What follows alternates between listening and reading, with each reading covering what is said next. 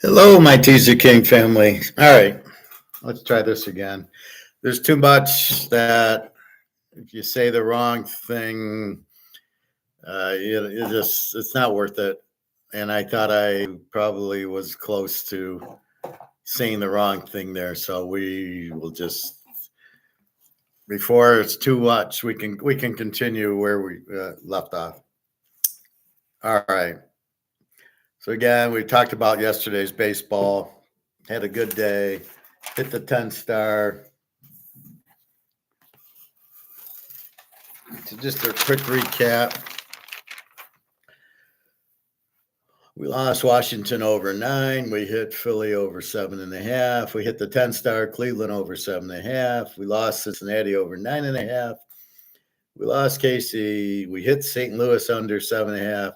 We hit Frisco under 8. We hit Toronto over 8. So we're trying to get the variables. We're trying to figure out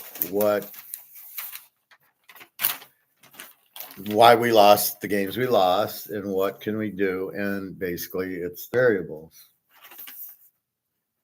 Somewhere I have, where was I writing that? Did I write it here? Yeah. So I've added new variables. So I'm looking at ranking the teams with here's the team. And then it was runs versus runs against, like we do in football. Their offense versus their defense. We got the ERA and RBIs and batting. We don't really need RBIs because we got runs, but we do need ERA. We do need batting average, I think. Maybe not. So that's the variables we're adding. We had real quickly. We had looked at gold.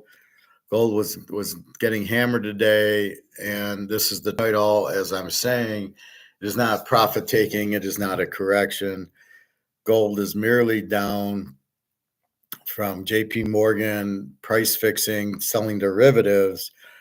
In a normal market, it's just the market. It's people buying and selling, and that price goes down because they sell. But that's why the stock market's a Ponzi scheme, because it's not free market. It's like this. And here the derivatives are driving the gold price down, not the market. Nobody's selling their gold.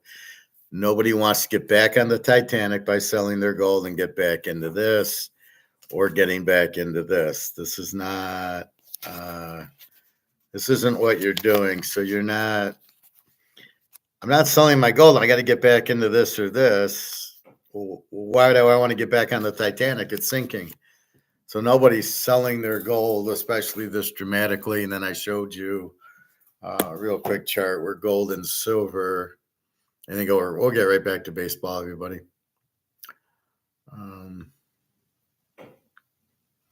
So to prove my point, so if we look at gold, 23.27 and silver 27.25, down $1.32, down $60. There's no reason gold should be down $60. All of a sudden, nobody wants gold? Come on. So to prove the point, we look at the trend. It goes down at 6 a.m. to about 8, and then it goes down to 10 o'clock. It's about 11 o'clock, and it goes down till 2 o'clock. All these derivatives, it's all J.P. Morgan and the Fed they're selling paper gold to get the price down. So you won't buy gold, so you'll stay in the dollar and go down with the ship in the middle of the ocean. Now, if you look at gold, now if we change it to silver and you look at silver, it's the same trend. The 6 o'clock down, the 10 o'clock, a little bit bump up, and then 11 o'clock down. Well, if that's normal buying and selling, that's impossible. So it's the same trend, 6 o'clock down, 10 o'clock down. So we know it's a price fixing. It's not normal market. So to do a correction, you would need normal market. You would need it to be overpriced, and it comes down to all a correction is it's been bought. So if Microsoft's supposed to be 120 and it goes to 200, well, it's overpriced. It needs to come down to the 120. And so that's the correction, is to correct down to the real price. But that's not what gold's doing, because the real price is about 20,000 an ounce in physical, not this paper shit. So this is the problem with paper. This is why it's much higher than it is because this is all being dumped by JP Morgan, not by the market. This is not a physical people selling. This is JP Morgan price fixing to try to keep the price down. So therefore, this isn't the real price of gold. The real price of gold is not dropping $60 today. So you must stay stoic. You must know exactly what you have, why we're in it. We're in it because this is worthless. And as we know, this is worth it. You're getting out, you're selling this to get into gold. Well, you're not selling your gold to get back on the sinking ship. You're selling this to get on. So there's two things. One, they want you to go back into this, and they don't want you in gold. And the second reason is the Chinese and the Russians and the Indians must want to buy it. So now they can get it for $23.29. They can get it $60 cheaper, and they buy tons.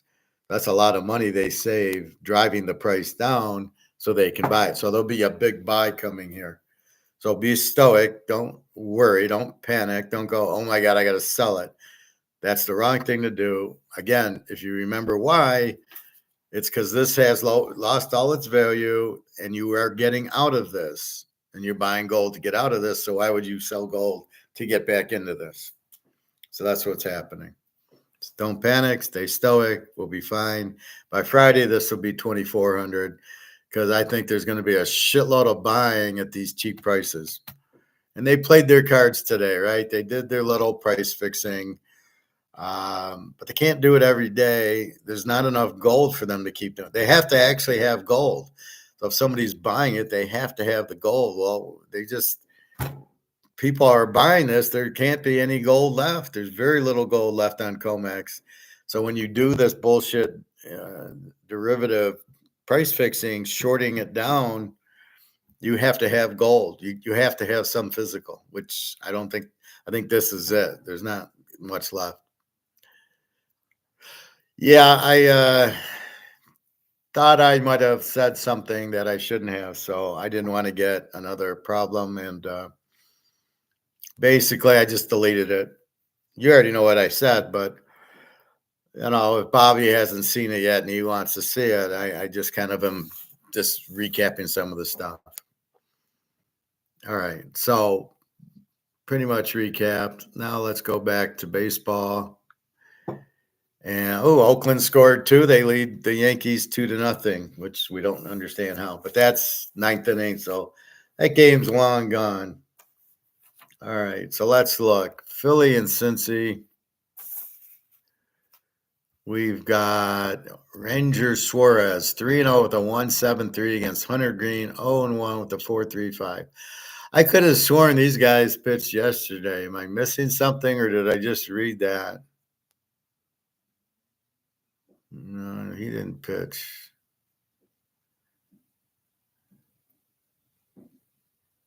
No, I guess I'm just losing my mind. All right.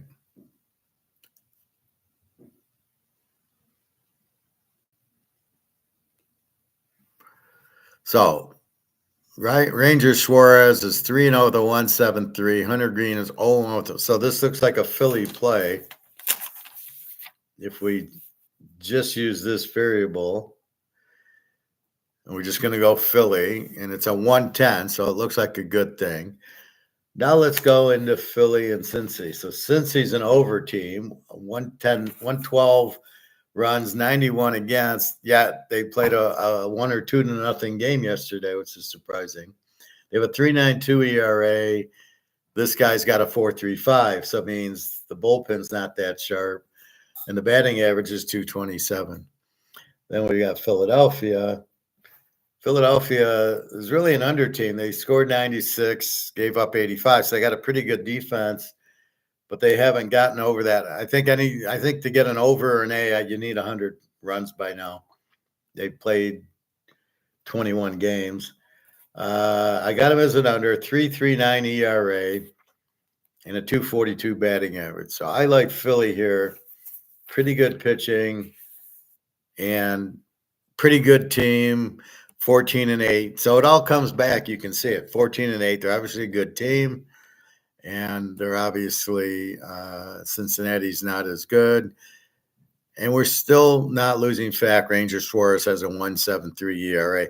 That's our most important variable to get our expected outcome. Who's going to win this game? All right, Milwaukee Pitt also at 640. Milwaukee 14-6. Pitt's 11-11. Pitt's a 145 favorite, 7.5. Another one of these wonderful 7.5s. Milwaukee, Joe Ross, 1-1 with a 4.91 against Jared Jones for Pittsburgh. 1-2 with a 3.13 ERA. Well, let's see. So let's look at Milwaukee. They're an A team. Pitt's favorite over an A team. They got a 3.52 ERA, a 2.79 batting average. So they're a very live team here. Milwaukee's a very live dog. They're the better team.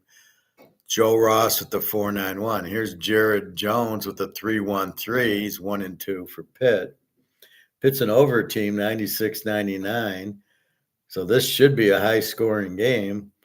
4.08 ERA. So Pitt's terrible ERA. They hit 2.40. This should be a very high-scoring game. And we've got a 7.5 over under. Wow. All right, this is our 10 unit. We're going to go Milwaukee over 7.5. And this will be 10. This is almost the 15 unit, but we'll play at 10. I would actually bet this game pretty strong because you got an over team in Pitt, an A team in Milwaukee, but not their best pitcher, a 4.91 pitcher, and a 7.5 over under. This is now here's where you get it. If you just looked at the 4.91 and the 3.13, you could maybe go, but then you'd have to see, well, are they offensive teams or not? And then we see, yes, they're both. Pitt's an over, Milwaukee is an A. They score a ton, which makes the 7.5. Milwaukee's probably the better team here. Now, I'm not checking injuries, but Milwaukee's probably the better team. And with only a 7.5 ERA, we got to love the over here. All right, Detroit, Tampa. Detroit's a 1.15 favorite. They're 12-10. Tampa's 12-11. Over under here, 7.5 again. Tarek Skubal, 2-0 with a 2.28 ERA. Zach Little with a 1-0 with a 2.14 ERA. This should be an under. So we look at Detroit, and they're an under team. They only score 85 runs and give up 84 with a 2.94 ERA and a 2.20 batting average. So this is all under.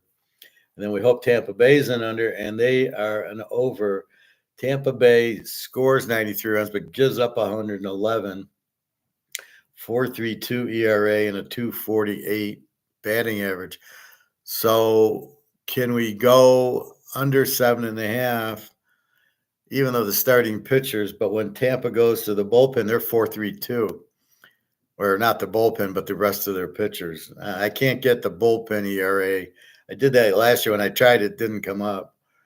And a 2.48 batting average. Detroit with a 2.20. So Detroit's not going to score a lot. Tampa, good pitcher. So we can go under. Let's go T-Bay under 7.5. Detroit's just, they don't have any offense and they have a real good ERA. So I think this game should be low scoring. Most of the Detroit games are, and I don't expect anything here. So let's go. Here we'll go under 7, but not a 10 unit. Miami and Atlanta. Miami 6-17, probably a Z team. Atlanta 14-6, probably an A team. Atlanta's a huge favorite at 210, 9.5. So we're going to have to go over under. Ryan Weathers 2-1 with a 2.70 against Bryce Elder 0-0 with an 0.00. Let's see, is this his first game? And what the hell do we do with it?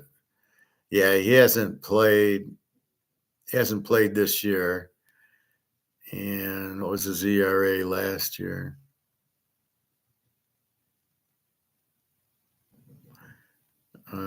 It doesn't say. 3.81 last year. But he hasn't pitched this year. So what do you do with it? The guy hasn't pitched this year against Miami's with the 270. So Miami's got a pretty good pitcher. Miami's a Z team though, 85. They give up 123. So you got the good pitcher, but then the bullpen sucks. They got a 216 batting average. Atlanta is an A team, 121 and 84, the 4.32 and a 290 batting average. Jesus Christ. Atlanta is going to score runs in this game. And with a new pitcher, we don't know what we're going to get. I don't think they'll have problems with this Ryan Weathers. 2-0 with a 270. So it's hard. We can't go again. Do we go? It's hard to go over because the Miami is a Z team. They only hit 216 and 85 runs. This is a tough one. This is probably an Atlanta play, even with this Weathers at 270. But since Elder hasn't played, I'm gonna pass. But I'll just put a little Atlanta over 9.5. But we're not gonna do anything with it. Here's where we got too many variables misleading us, especially with this Elder not pitching. Is Ryan Weathers going to shut down Atlanta? And now with the 290 batting average, forget about it. Atlanta will score, but the 210 makes it very hard to bet Atlanta here with a pitcher that hasn't pitched. So I'm going to pass on that. Toronto and KC. Toronto 12 and 10. KC 13 and 9. Toronto's a 115 favorite and a 9. UC Kazuki 1-1 with a 208 against Brady Singer, who I like. 2-0 with the 154. KC's an A team, 108 and 70, a 3.18 ERA, 241 batting average, but they only gave up 70 runs in 21 games. And then we got Toronto, 86 and 99. They're an over team, basically, pretty much. 4.41 ERA and a 2.36 batting average. So this is all Kansas City. So we're going to take Kansas City as a dog. This is going to be a 5-unit. Let's see. I got a text coming in.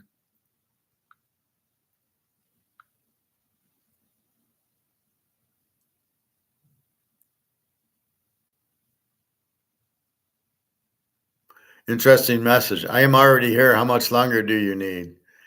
I have no idea who this is. When I answer some of these, they're all scams, so I will ignore.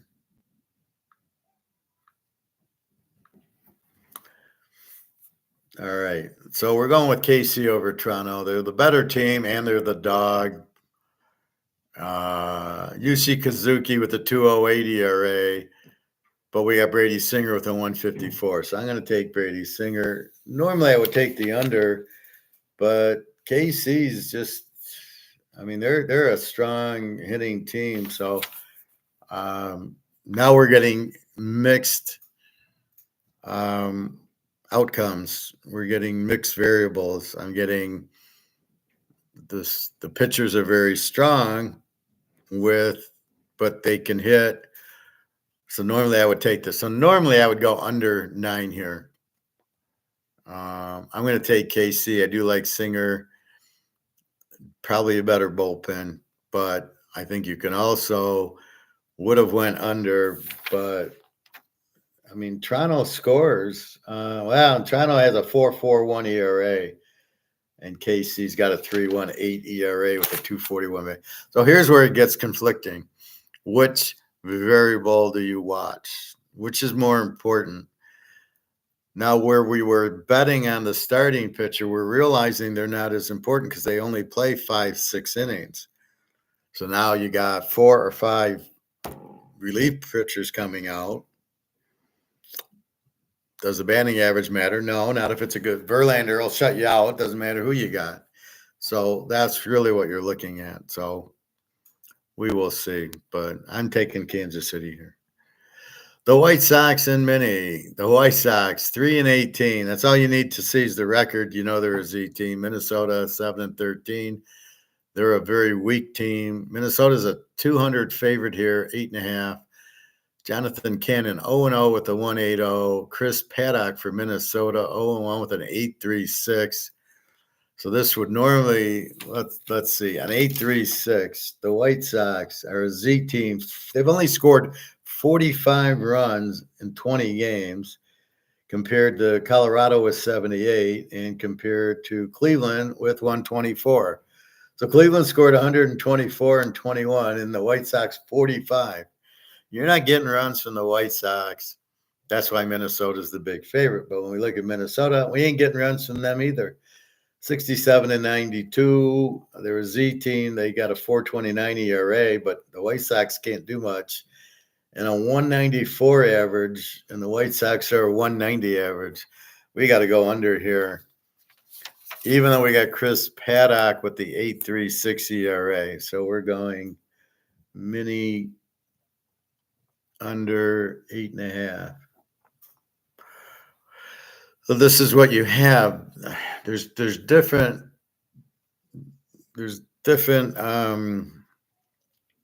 variables that take you to different places, and we need to know what's the most important the starter. The Chris Paddock 8.36 ERA. Is that more important than the team ERA? Is that more important than the batting average and the runs? I think a good pitcher is, so this Cannon for the White Sox might shut out Minnesota, but the White Sox can't score.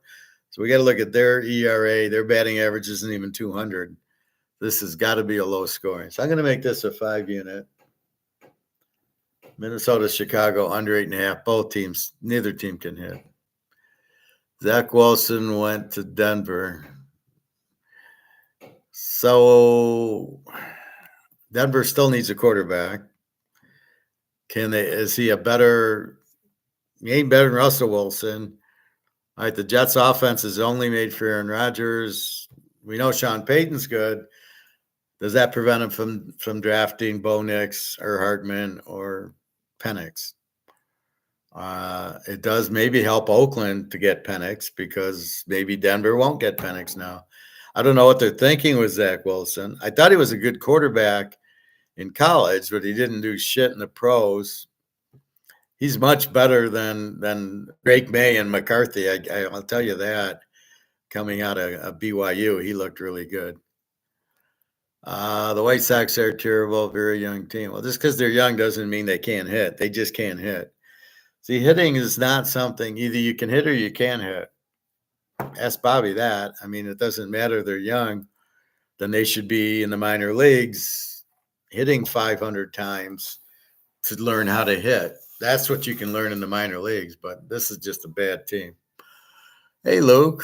Well, it ain't the gold. The gold's getting crushed today, but it's all JP Morgan doing derivative selling, nobody's selling their gold, because then you got to get back on the Titanic.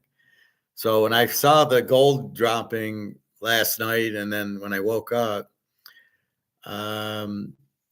I stayed stoic. I stayed calm. I know this is not people selling, because if you sell, you got to get back on the Titanic. So nobody profit takes gold to get back to this, because there's no other place to go. You're getting off of this. Your only spot was to go to gold. So why would you? So picture you're on the lifeboat on the Titanic, and you're going to get off the lifeboat and go back on the boat. So it's all derivative. It's all comex. And I think by the end of the week, we'll be 24.50, because they're really cleaning house. There's not much gold left for them, because they have to sell this. So when China and India and Russia buy these derivatives from them, they're going to take the physical gold. It's going to empty out. There's not that much gold left. And now the gold will go. So it's just a one-day thing, but I'm not worried at all. I think we'll be fine. It's fighting it, but it's just a lot of stay in paper. I love how JP Morgan wants you to stay on the Titanic. No. I can see them on the Titanic. Oh, no. We're not going to sink. It can't sink. And the water that you see coming in the boat really isn't coming in the boat. So don't go to the lifeboats. That would be JP Morgan on the Titanic. Just received my 2 ounces yesterday. That took a while, but I'm glad you got it. they're totally rigging today. Yeah, we understand it, and we know it's tomorrow it'll be up a lot because they can only do it with the amount of gold they have, which they don't have a lot of. So it's not like they can do it every day. And now people are like, okay, good, do it. They probably knew they were going to do it. Now they get to buy it, like I said, $60, $70 cheaper. I mean, I'm ready to run to the gold store. So if I get I had 3 interviews Thursday and Friday last week. So if I get one of the jobs, then I will go buy an ounce. But right now I'm pretty much need a job to start buying more, but I will. I was in yeah, I remember you were in Mexico. Just got home to see my 2 ounces. Well, that's good. What were the 2 ounces again? Did you get? I don't remember what you got, but that's good. Just put them in the safe. And do you have the little holders? I put all mine in these plastic things that hold my casino chips, and that way I can play with them and they don't get hurt. You got American Eagles. Oh, very nice. And yeah, they'll all be flying up through the roof, so you'll be fine. And really, what's your alternative? Back to dollars? I mean, see, we understand you're getting out of the dollar, so the only place to go is gold. And again, these aren't being, nobody's selling gold to get back into dollars. That's your alternative. That's why the gold price really would only go down by this bullshit JP Morgan derivatives, not by nobody's selling it. And that's why I said in my title, this is not a correction. If for it to be a correction, gold would have to be way above value, and the value of gold's 20,000. So it'd have to be 25,000 to get a correction. But at 2380, it is not a correction. It's like today, it's all, here's my point. It's all being price fixed by JP Morgan. So it's not like this is the real price. So that's why I laugh at it. This is the paper price. Sorry. This isn't anything. Yeah, all mine are in plastic holders. So when I take them out, when I get new gold, I play with all of them and I restack them by size. And it's funny, I put my quarter ouncers in the white tubes of the silver. I had an idea one day, because I have so much gold that it takes like an hour to sort them out, right? And here's my ounces, here's my halves, my quarters, and my dimes. And so I took two of the white silver bins and I loaded all my quarter ouncers in those. So now when I get some new family members, I know here's my quarter ouncers over here. So then it's just the ouncers are quick, and then the half ouncers are the hard ones to find because they're a little bit smaller than the ounce. But you can't tell if you're grabbing an ounce or a half. The dimes are easy. The quarters are easy, but now I got them in the white counters. So next time I fly, I can take a stack of white, which will be 3 ounces of quarters, and put them in my pocket and just act like I don't know anything's going on. Good to hear you've had some. I had 3 interviews. I had one on Thursday with some really strange company that cleans they rent the trucks that you do for the sewers on the streets. It's all like public stuff. So the sewers, if you need to cut a tree because it's overhanging a wire, or if DTE needs to get the wire connected, so there's they have the truck with the thing that goes up, and the other is a street cleaning thing. Never knew this was a business. That was Thursday. Friday was an auto parts company I never heard of. And then the second Friday was DTE Energy, which is the utility here for electricity. And that went well. The only difference is the first 2 are 5 minutes from my house, and you got to go to work every day. And the DTE is 3 days at home and 2 days in the office downtown across from MGM Casino. And that's a contract. The other 2 are permanent. They're all for like senior financial analyst roles. And I really nailed the interviews. I thought I did great on them. And I kind of went in knowing what they wanted, not what they wanted to hear, but what they're looking for, right? How do you trust that I can do the work? And so I always start with Mercedes and I go, well, I got my master's and I worked a little at Hiram Walker and then some autos. And then I was just 4 years at Mercedes and I did this and that. And I did some problem solving, like I talk here at variables. And like there was a budget of $1 million with zero actuals. So I said, how the hell can that happen? And then I analyzed it and realized the actuals were going to a different account without the budget. So I reclassed that. So now the budget and the actual is lined up. So I found the problem, looked at the variables, solved the problem, and then the problem went away, which is exactly what anybody in the right mind is looking for in a finance person. I look young enough with my dyed hair, provided they don't look at my driver's license. And that's the only thing I'm worried about is if they look at my age and reject me. But if you just look at me, I look 10 years younger, I'm sure. So we'll see. So I did Thursday and a doubleheader Friday. And I figure I'll know by Thursday of the three. They always have, well, we have a few more people to look at. I always hate that. Look, you want me or you want to date me or you don't want to date me. You don't need to look at the others. So that's where I'm at. But that's so the only one you heard of was DTE. The auto was I never heard of, and the other one I never heard of. But we'll see. They need my skill set, so that's good. And I didn't bring up Daria. In one interview, I said, "Oh yeah, I gotta." He starts asking me about like personal, and I said, "Oh yeah, I'm dating a Russian girl." And I didn't bring her up. I didn't bring up poker. I didn't bring up football. I was not going to give him, not that I didn't get jobs because of that, but certainly doesn't need to be included. So I shut up about that. So I made no mistakes. I hit 3 home runs. I felt very good using that analysis in each one about the changing the account to match the budget, but seeing the budget was out was the problem solving ability. And no Excel, no SAP. So when I got finished, I said I should get all 3 of the jobs, and that'll be it.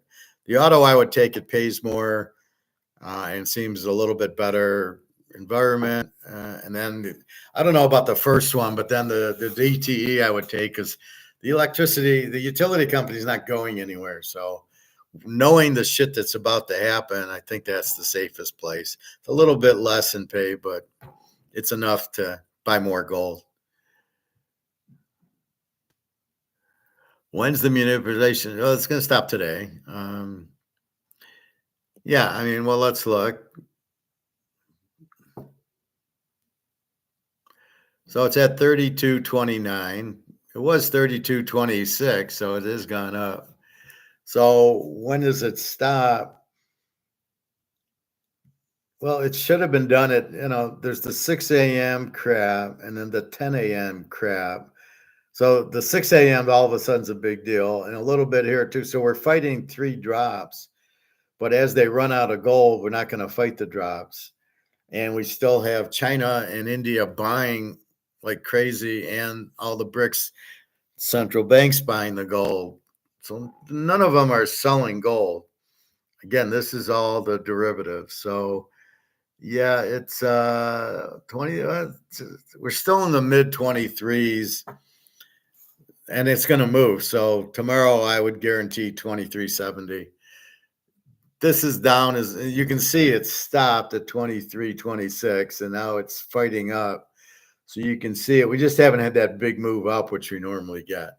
So maybe something's happening on a Monday when it's a holiday or something, some bullshit, and they're not buying or they're not open. But it's now everything's priced cheap. So, it's down $60. That's a bargain now. We can buy gold $60 cheaper. So, and they're buying tons of it. So it's not around. Believe me, by the end of the week, we'll be 24. We're not going down. They've shot their wad. So it's not going under 23.25. It's a 23.29. It'll probably get back to 23.40, 23.45 today, back to 23.70 tomorrow. So it'll move up, but it just hasn't made the move for whatever reason. But we're fine. And silver, I mean, we understand silver's different. Gold, they got to sell us. When they derivative and I buy it, they have to sell it to me. Silver, they don't. So silver's going to take a while longer. It'll move, but it'll take a while longer. Let's see.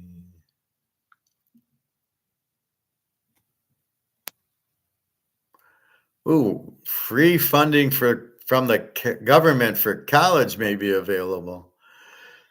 Yeah, I already have a master's. What should I go back for? A doctorate in economics?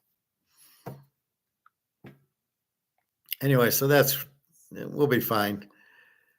Again, there's no point in getting out of gold to get back into dollars. You got $100 million being sold at Costco every month. There's huge demand. If there's huge demand, the price will go up. That's what you need to understand. So just stay stoic. You know it's price fixed. You know that these are derivatives dropping it, not people selling. This isn't a stock. This is a whole different. This isn't Amazon going up 30 points and then people taking profit. See, then you can get back in. So let's say I were to sell 20 ounces of gold the other day, and now I see, let's say I sell it now, or let's say I sold it at 23.60. Am I going to be able to find 50 ounces of gold to buy cheap? Am I actually going to be stupid enough to sell my gold at 23.60, hoping it drops, and then buying it back at 23.30? That's a hell of a risk, and I still got to pay premium. I'm still getting screwed by the premium, right? So I'm selling it at 23.60, but I'm buying it today at 24.26. So I'm losing $60 an ounce. Why would I possibly profit take it? Plus, I'm going to collect this when I sell it to them. I get this shit. I don't want to be in this. That's the point. I'm getting out of this.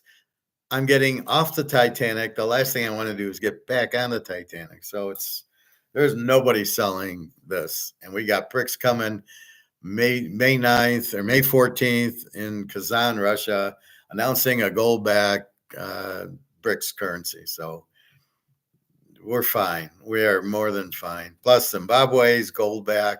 The rest of Africa is probably going to go gold back if they don't join BRICS. Egypt joined BRICS. South Africa's in BRICS. There's all these other strange countries there. I'm sure they're going to either go gold or join BRICS, whatever they prefer. So we will see. But they're all military coups, takeovers. So, they're fine. Nobody's going to fuck with them. So we're seeing all the selling by JP Morgan. Normally it's followed by the buying, but we're not getting the buying from the central banks. Maybe it's a holiday or what, I don't know. Is it Women's Day again, or we'll see. If the derivatives break, the price could shoot vertical quickly. Well, let's understand the derivatives. They can only do derivatives. If I'm China and JP Morgan does the derivatives that they're doing today, I get to buy it cheaper, and I'm going to buy every ounce they have, and you've got to give it to me.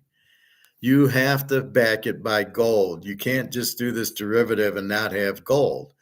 That's the difference. And you used to leverage it. So you'd have 5 ounces of gold and you'd sell 100,000 ounces. That's the bullshit. But they can't do that anymore. If they have the 5 ounces, they got to give it to China. They can't hold they got to sell it to them. But if they run out of gold, they can't do it. And they're running out because they keep doing this and selling it to gold to China and India. And therefore, they don't have much left. And this shit about clean them out, what they're doing today, because everybody's going to be buying at these low prices. So look out of what's happening. So I would think that this is almost done. Maybe another couple of weeks of this, but once I think we're into May, I don't think you'll see this much more. Then you'll see it really move. And especially with bricks going gold, the demand for gold is going to go through the roof because the panic will set in. I want to get it before the prices go up. And if BRICS has that, oh my God, they're going to really create it. Plus, Saudi Arabia and Russia want to get paid in gold for their oil. They don't want dollars. So the demand for gold is so strong that it will knock the price up. So that's what you have to focus on. Not one day in the life of JP Morgan doing derivatives. Why they're so stupid and they do derivatives blows my mind. Why don't they just buy the gold? It's like a basketball game I was watching in The Gambler, and this guy's so much better than everybody else. And he says, well, you can win, but you can't win by more than 7. The spread's 8. Win by 7 and no more. Why didn't they just say, go ahead and blow him out? They could have won by 40 points if the guy would have played. So they always want the best player to look bad and not cover instead of him scoring a ton and blowing him out, which he would have done.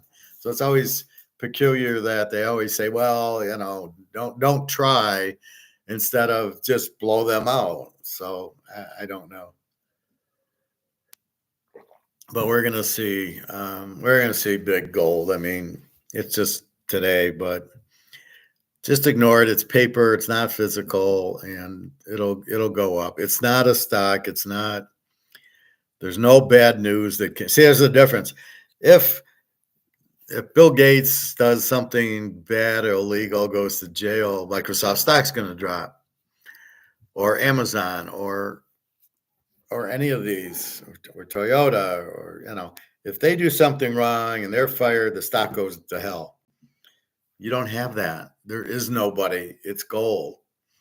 Nothing can happen to them. Nobody can go and do something illegal and knock the gold price down. So it is not ever bad news knocking gold. That's the biggest key. It is not a stock. So gold will just keep going to the moon. That's why I'm saying just ignore today. There's probably a reason that the central banks aren't buying, or we're not seeing it. Maybe they're letting it run out and then they keep doing the derivatives and then they're all out and then they just buy and then we see 2,500. We do believe Mark McGuire said 3,000. I believe 5,000, but yeah, it's got to get to 3 before it gets to 5.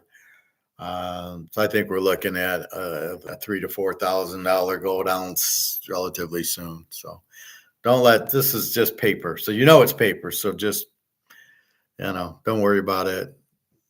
Let's see where it is on Friday. My bet it's 24.50. BRICS has announced. BRICS got the green light to go gold-backed currency. That's announced on Mark McGuire. So we know that's coming. Now, it hasn't officially announced it. That'll be on May 14th, but we know they got the green light. They are coming out with gold-backed BRICS currency. Now, I don't know. I keep hearing a little bit of digital. I think it might be a mix. I think it's when China wants to buy oil from Saudi Arabia, I think they'll digitally do it. But when everybody wants to just walking around money, the citizens, I think that's got to be paper like Zimbabwe's doing. How are they going to go walking around digitally with gold? So I'm not buying that. I think that's got to be paper. But I think when they buy oil country to country, I think that could be digital. That would make sense because it's such big amounts, but everybody else won't.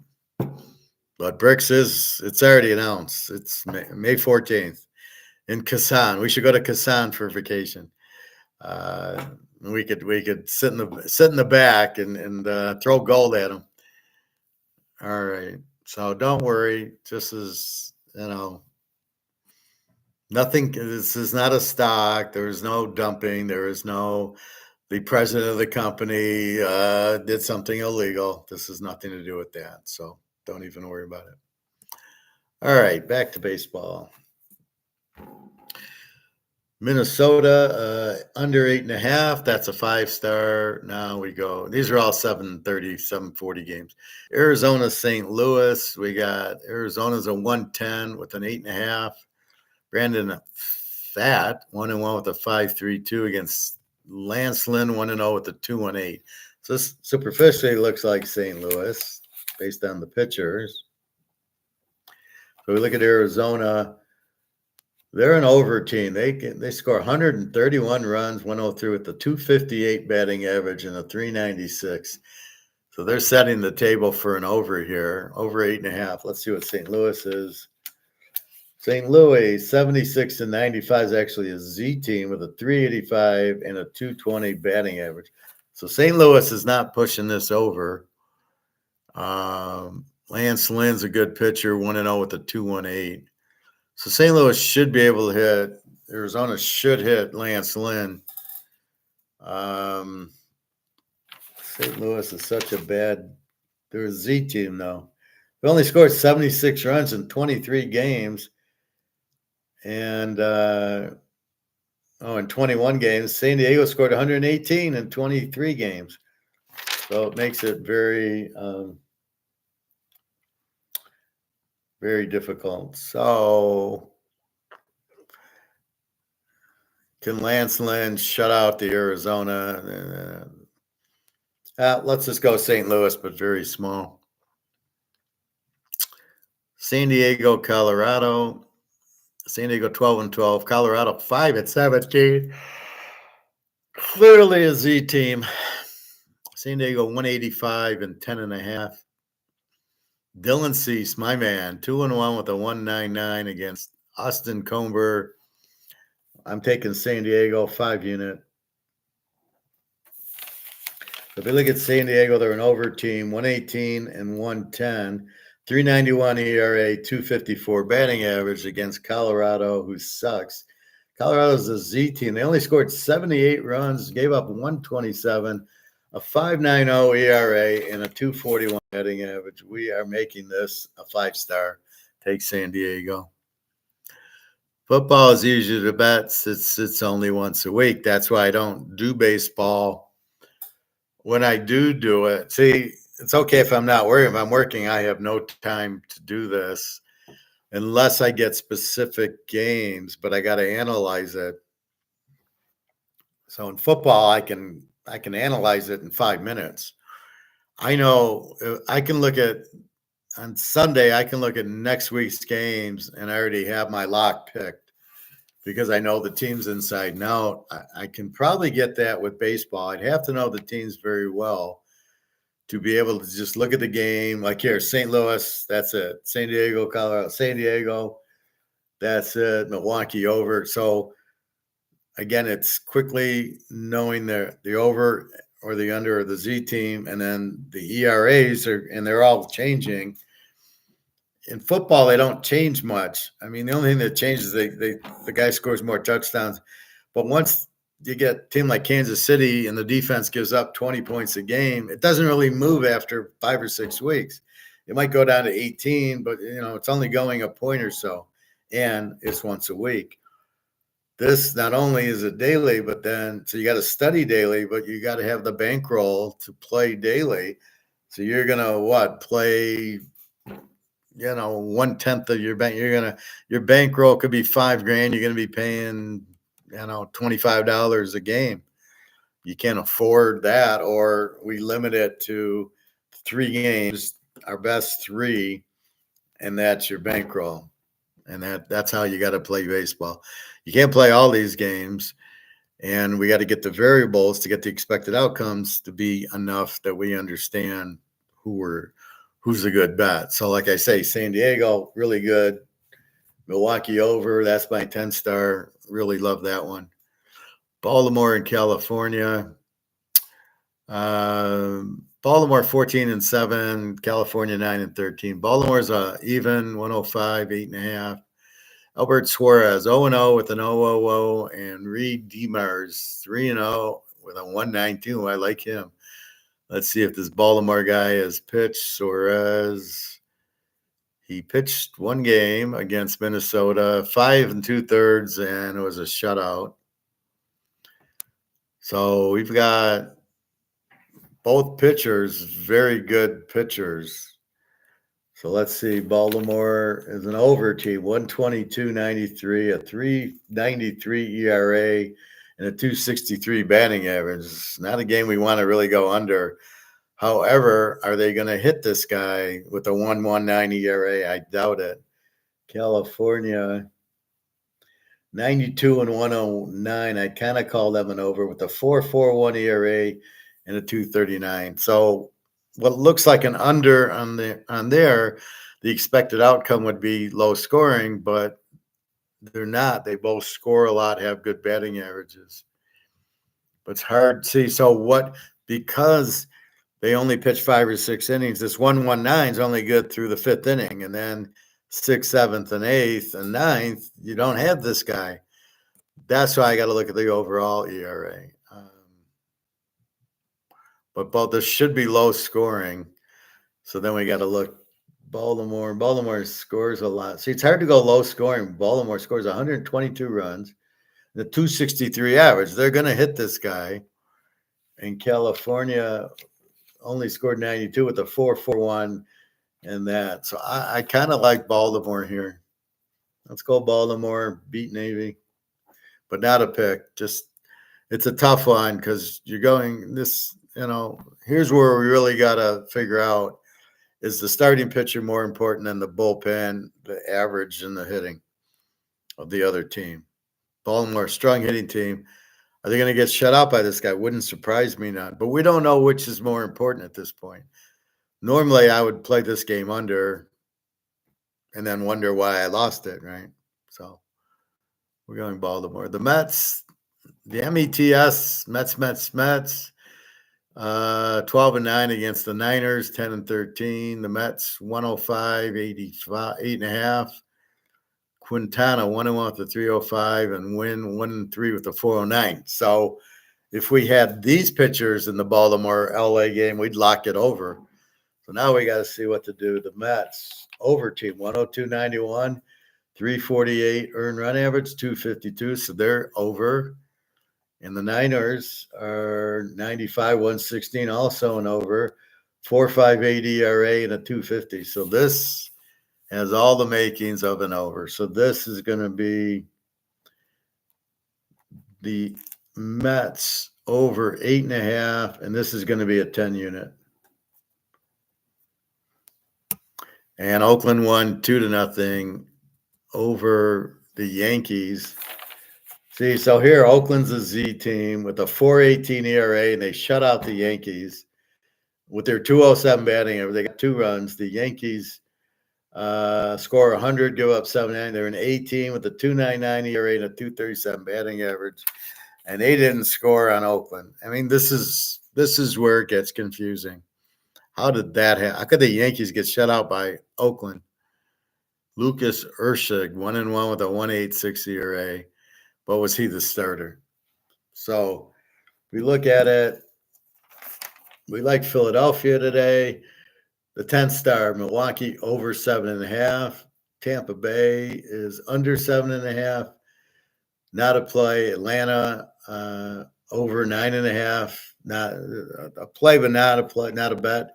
Kansas City's 5 unit. Minnesota under 8.5, 5 unit. St. Louis, San Diego 5 unit.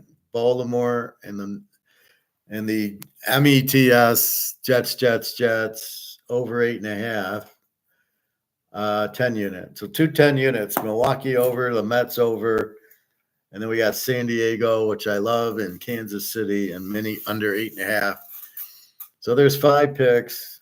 I've been doing well considering with one variable, the starting pitchers, and I was like 5-3 yesterday, hitting the 10 unit. So that's what really I think I'll post is the 10 units. Now, that didn't take me too long if I was talking to Luke on the gold, so that took time, and I reloaded the video.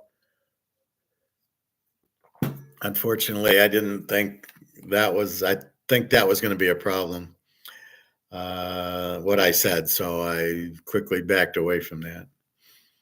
But, it's etchy enough that they could say, oh, no, we got to give you another strike. So why take the chance? And I didn't say too much. So this is good. And we're at an hour. So that's baseball. these are the new variables. So the variables that are meeting is football. We look at points for and points against because we're looking at how strong is their offense and defense. We look at the quarterbacks, touchdowns, and interceptions, and that's really all we're looking at in football. We're really trying to gauge the defense and the quarterback. And then we know if they can run and if they have Kelsey. We don't need that. We know that by watching the games.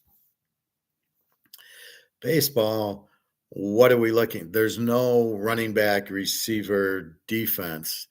The pitcher is the quarterback. The team's ERA is sort of their defense, and the team's batting average is sort of their running attack. Can they score? And that's kind of what we are looking at. So we can kind of group it. Now, the thing is, we're going to have to do this every Sunday or Monday because they're going to be new numbers, at least for a while. Then it won't really matter. So Atlanta's hitting 290. Are they going to still hit 290? Yeah, probably not. Probably go down to 280. But after about 2 months, when we're done with May, they're pretty much, whatever they're at 275. That's it. We know they can hit. Basically, we know they can hit. So we don't really want to go under on them, but we do want to take advantage when they face a bad pitcher. We know they're going to score 10 runs. When they face Verlander, we know it doesn't matter. They're going to get shut out because you can't hit Verlander. So that's all that matters. So we've added a few variables. Now let's see how it plays out. I don't think much would have changed from just looking at the starting pitcher's ERA. Maybe Philadelphia, we took Philly anyway. So to predict, you've got to look at the expected outcome, and the expected outcome involves variables.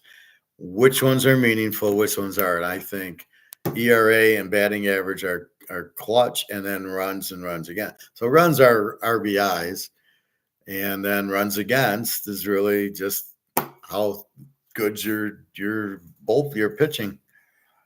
So that's really what you're looking at. And that'll tell you what you've got. Now, does that get us winners or not? Hopefully that's good because I don't know how many other variables I can look at. The starting pitcher, the team ERA, and can they hit, and what's their batting average will tell you, can you go over with them? Atlanta, yeah. Baltimore, yeah. Detroit, no. Chicago, no. They're just terrible. Yes, true, TK, yes. NBA playoffs are tough to play. No, they're not tough to play. They're tough to watch. Yeah, Verlander pitched Saturday, and he won for Houston. NBA playoffs, I watched 5 minutes of the game yesterday with Harden. It was the Harden game, and all it was commercials, and I was like, I'm watching Harden hit a three, and I'm going, okay, let's go back to sleep. This is not basketball. It's just stupid. And I really don't get it. Why the big guys are shooting through. What's the point of the 3-point? Oh, because they get 3 points instead of 2. So we're going to run analytics that says, you know what? If you just shoot 3, you score more. Yeah, but the percentage of hitting the 3-point shots are about 10% versus slam dunks and layups. I'm going to hit more layups and get more points hitting 20 layups than I am missing, going 5 for 20 from the 3-point line, even though they give me 3 points. Again, the analytics coming in, and they're wrong. And again, this is why the league's terrible. It's not about 3-point shooting. It's about scoring and playing defense. And you're basically taking, my 7-footer has to be able to shoot 3-pointers. No, he's 7 foot. He can dunk all day. I mean, you've got to be kidding. This league is so fucked up. These coaches are so fucked up. These GMs. Well, we've got to have 3-point shooters. No, you don't. You don't win with 3-point shooting. You win with getting the ball inside. Getting it in the paint and scoring will win, just like it did in the 70s and the 80s. Nothing's changed. It's just stupid. So that's basketball. We'd have to look at where the series are, which I'm not going to do now. We can do that tomorrow. Um, Gold, the same thing now. Gold, we're looking for expected outcomes, and we're looking for variables. But gold's different. There is no variable. The only variable, you have one variable. Get out of this, go into gold. This is worthless. Go. How is it worthless? People are, because they printed $20.8 trillion makes it worthless, and another 150 trillion out there. And nobody wants it. Nobody's buying the treasuries, so no demand. And everybody, the bricks are all buying gold. So the demand for gold's there, so therefore you get into it.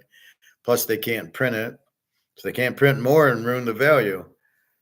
So all they do is these fake derivatives, which is, if you know that, you know they're not market. It's not market forces. They're not doing it because people are selling. Nobody's selling. There's no central banks selling 40 or 400 ounce bars. No, nobody in the right mind's doing that. So I don't know how much coercion is going on, but they're doing their try to do derivative to get you scared. Oh, I got to get out of gold. There's nowhere to go. You're going back into the dollar. You're on the fucking Titanic. It's sinking. You're going to go back on the boat. See, if I say it like that, you understand it. You can picture it. You can go, yeah, the dollar's worthless. It hit the iceberg. The water's coming out. It's going under. And I get to the gold is the lifeboat. So why would you get off the lifeboat to go back on the boat that's halfway sinking in the Atlantic? That's it. I was watching soccer, had to shut it off. Well, don't even go there. I mean, this is not a soccer class. You know better than that. It's by far the most boring sport, although basketball is getting up there with it, as bad as it is. But there's no action in soccer. It's a bunch of idiots running around kicking a ball into this huge net that the guy can't possibly cover. Tell me what is the juice of watching soccer? Are you betting on it? God, I don't know how you could bet on it. So you're not betting on it. There's no Joe Montana in it. I don't know Ronaldo. I don't know who he is or what team. I could see him. There was watching Money Heist, and in Money Heist they had a soccer guy from Brazil who was a big superstar. I didn't know who he was. I remember taking a Money Heist test and saying, was this soccer player in it? I said, I don't know. And then it was him. Well, I didn't know what he looks like. I'm running into that with basketball commercials. They'll have a commercial and these basketball players are in it. I have no idea who they are. And I'm like, why am I buying the product? Because 3 guys who I don't know in the NBA are selling it. At least before, it's like, oh, Tom Brady uses it, or Peyton Manning with the pizza, or Aaron Rodgers. Who the hell are these basketball players? It's not like it's Barkley and Shaq. I don't know who they are. So, it's like, at least put a freaking name, and nobody knows basketball players now. Nobody's watching it. So be careful with that. But stop watching soccer. What are you trying to do? Go get Pluto, and you can watch The Gambler and Rounders and all those good movies. All right. So again, gold. There's nobody selling, nobody in the right mind. You got 100 million a month going out of Costco. That's your demand. So everybody's sitting there going, what the fuck's going on with the gold price? And it's all JP Morgan shorting it. Nobody at Costco with the $100 million a month is selling. And who would they sell it to? And if I go to the corner store, my store 5 minutes away, and sell an ounce, it ain't showing up in comex. I don't know. I don't know the mechanism where the central banks of Poland are buying 100 ounces, and that's driving the price up. I don't know where that's getting. Is it China? Is it India? Buying tons, and there goes the price. This I'm not sure. Maybe it is. But I know they do the derivatives that lower the price. But again, nobody's selling it, because if you do, you're back on the Titanic. Who the fuck wants to get back on the Titanic? Nobody does. So it's a very simple variable. Everybody buys, nobody sells. Because if you sell, you're back here. The whole point of buying the gold at this point is to get out of this, because this has no value. It's worthless. So if you understand that, there's really not much. There really is no. There's nobody selling it. Who's selling it and why? Well, I'm getting out so I can buy what? Stock? I mean, you got to be out of your mind. You're still in the dollar. So that's what's happening. Don't panic. When I see it come on, I'll do a quick video like I did the other time. I was going to do one the other day when it was 24.10. I was all excited. And then at 10 o'clock, and then by midnight, it was back down to 23.80. So they're fighting it with the derivatives, but I think this is it. I think this is do or die. I don't think we'll see it drop anymore like this. There's no buying, which I'm a little confused. Where's the buyers at these prices? That's what's going on. Stoic. So we remain stoic because we know we're right. We know what we're doing and why. And therefore, we ignore the price dropping. We're not going to get excited. We're going to stay strong and stoic. We know we're right. You know, it's sort of like, I don't know. Well, to use the example, like Luke met me, so he knows me. So he knows I'm not going to bullshit him. So if I say it's going up, it's going up. You don't have to worry about it. I'm not going to mislead anybody. There's no point in it. I don't get anything by not telling the truth. I don't gain anything. It hurts me because then everybody will think I'm an idiot.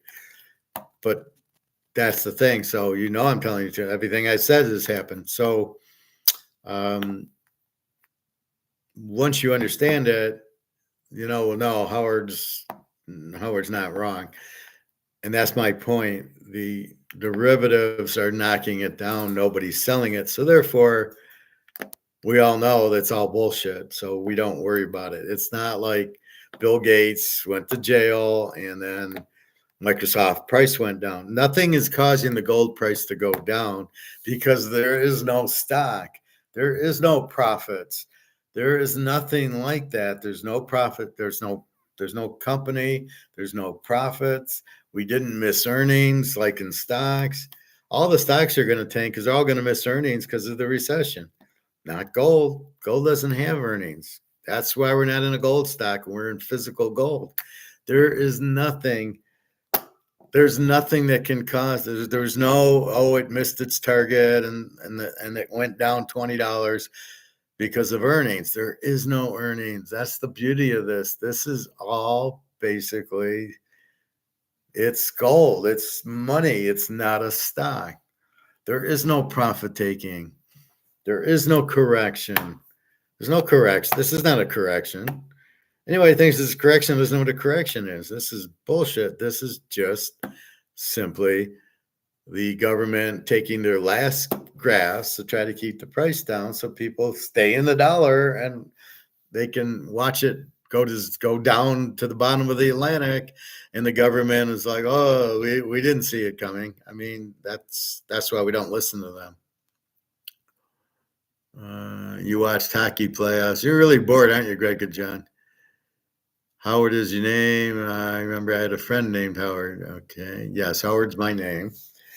Or I prefer the professor.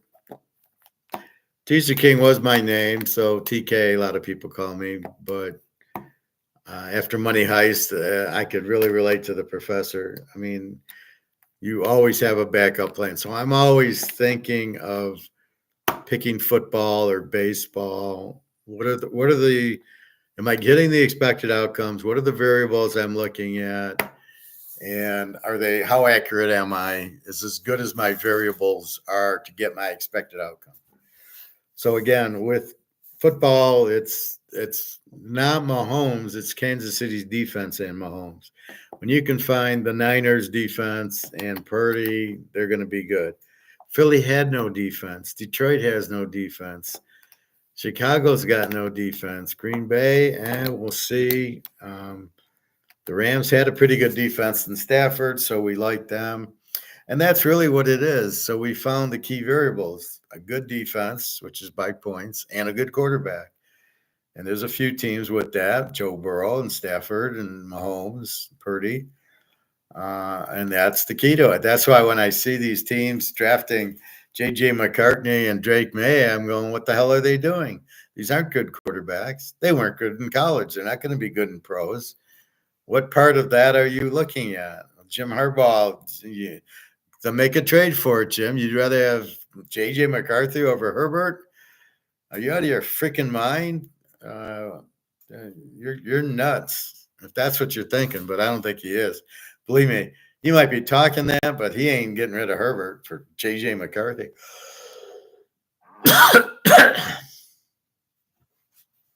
Anyway, I got a bad headache last night. I never get headaches.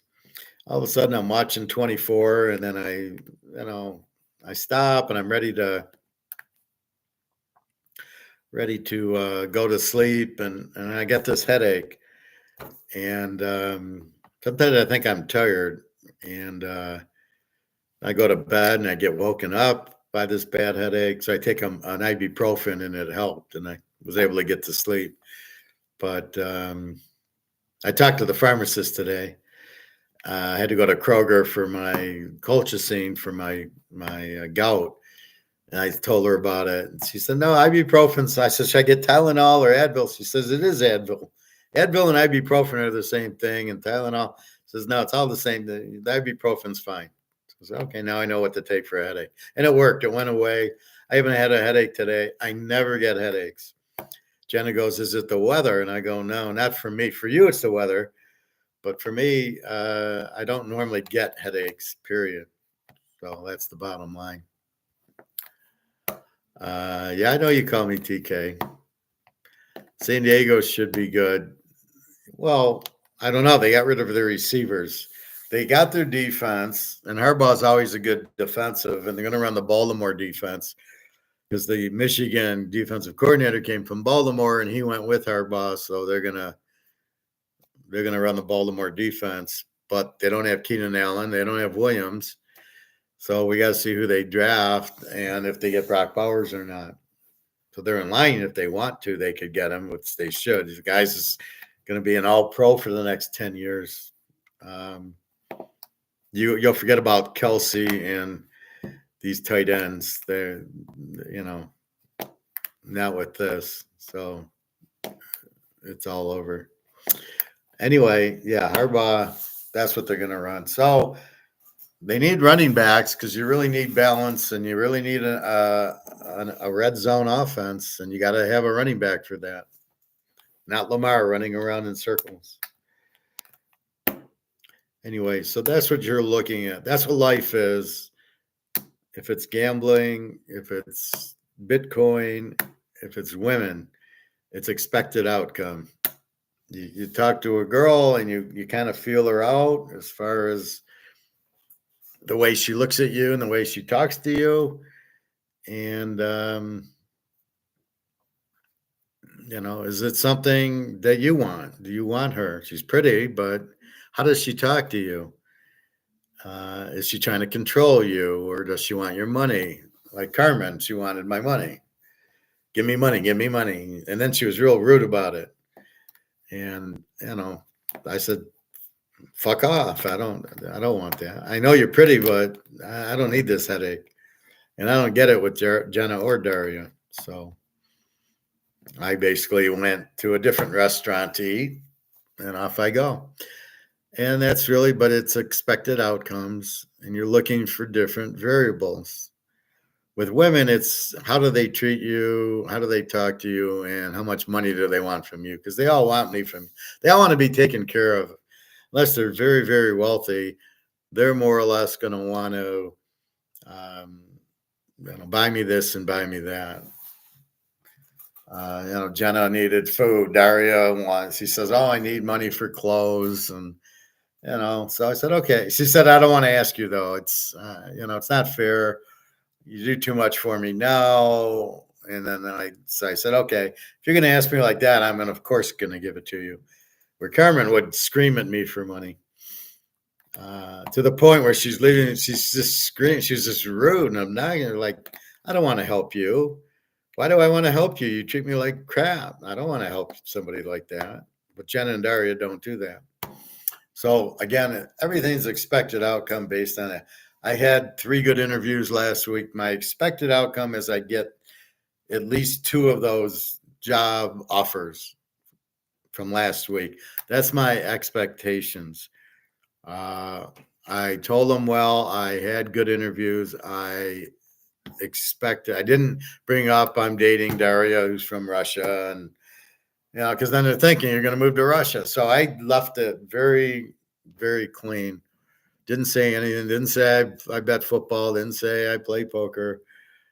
Didn't ask me about my hobby. They did say, what are you going to do this weekend? I said, I'll just go to the club and I ride the bike and swim. And there's nothing there for them. I'm trying to be healthy. So if anything, that was a good sign. But again, that was so going on those interviews, the expected outcome is to get the job. Getting the job, the expected outcome is to buy more gold and silver, pay off some credit cards, and put money into the safe. That's the expected outcome of having the job.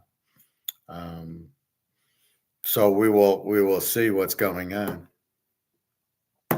So I got to go to the dentist Wednesday. So I'm eating potato sticks. If you ever eaten potato sticks, they're like toothpicks almost, but they're chips, but they're sticks.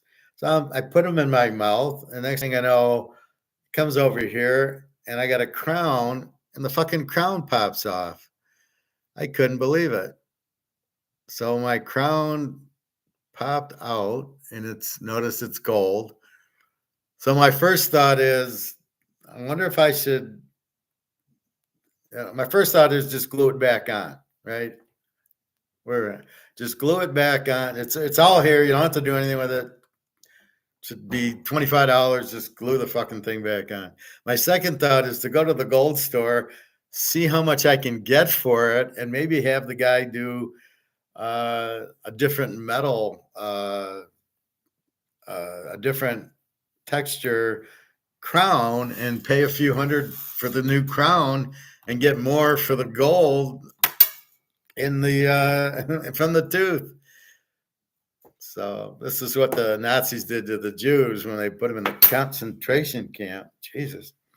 They went in and grabbed all the crowns out of their teeth, because that's how they used to do it back then. They used to crown the teeth. So I'd get too many cavities. Now they do implants, but when I was younger, I got crowns.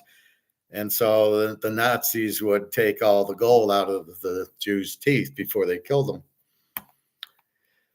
Unbelievable. So that's what I feel like. Do I get the value of the gold and then get a porcelain crown, or should I just glue that back on? I'll probably just glue it back on.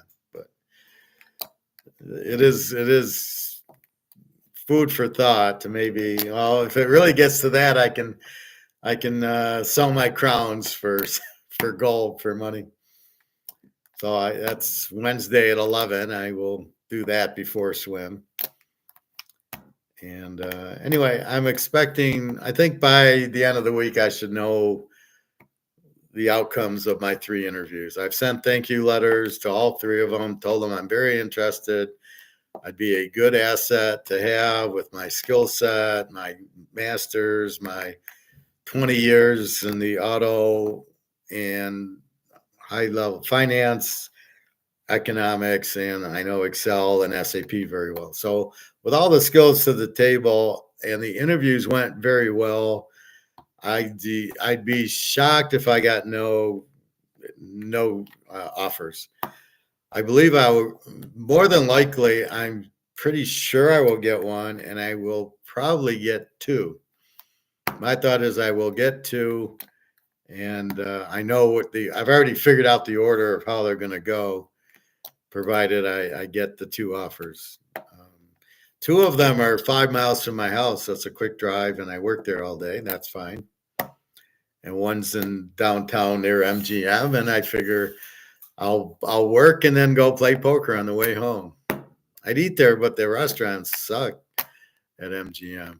So we will see, or just more gold for me. Fortunately, the gold guy's open Saturday, so no excuse.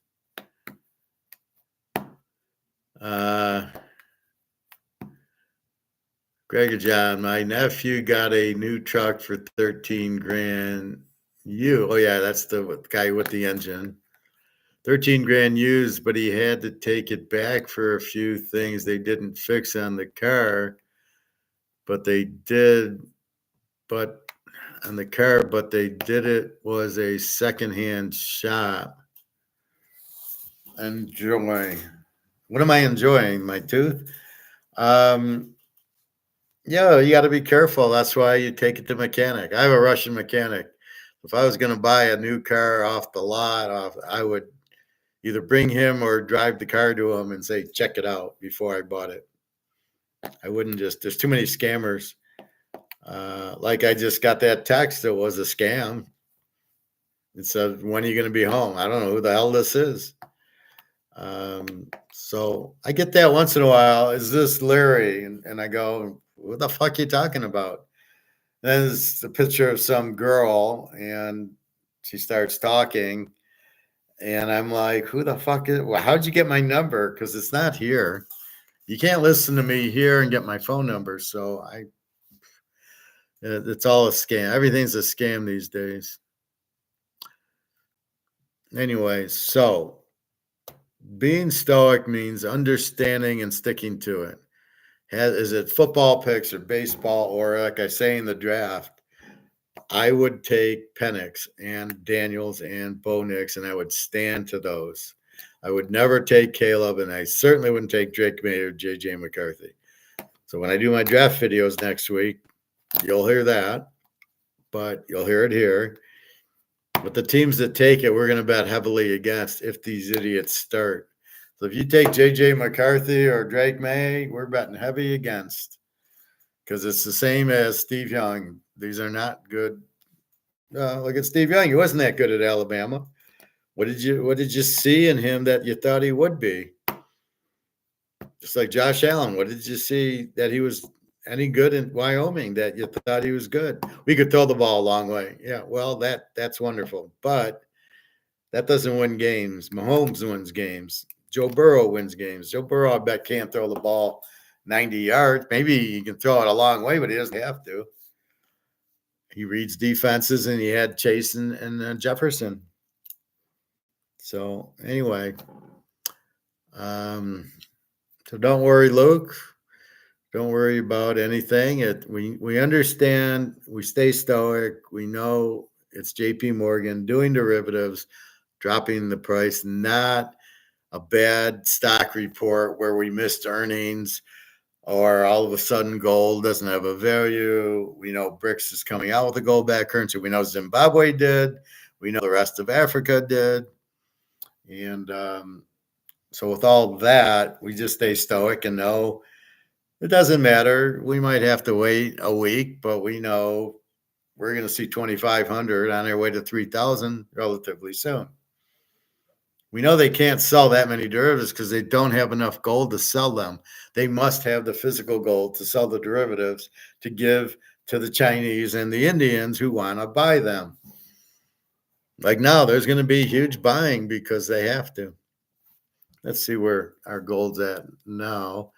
5 o'clock, it should be up.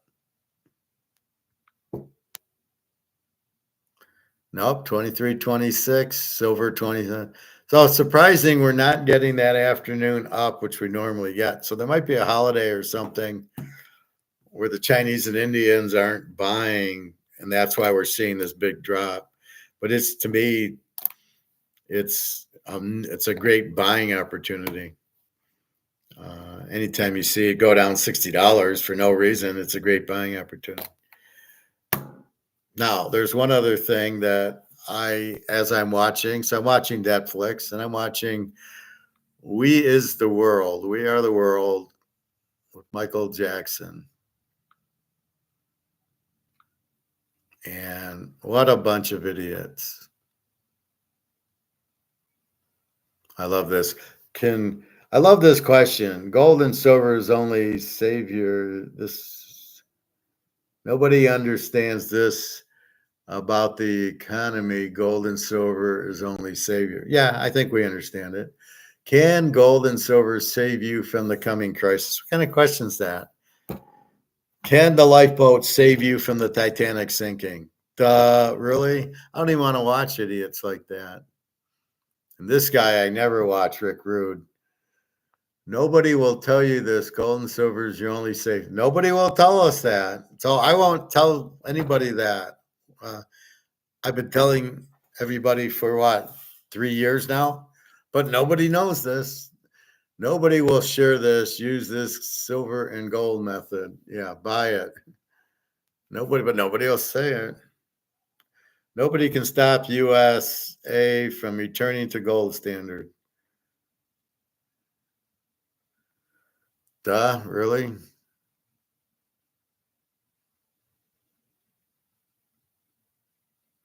The dollar will end, buy gold instead. See, I can't even watch these videos because they're just watching me and then they're taking all my ideas. They're calling Titanic. They're calling it, there's a few other things. And like Mark McGuire said, the train, the gold train's leaving the station. And so I put a message. No, it's the boat has left the dock is what I use, Mark. The gold and silver strategy will make you money. Yeah, buy gold and silver. Fucking idiots.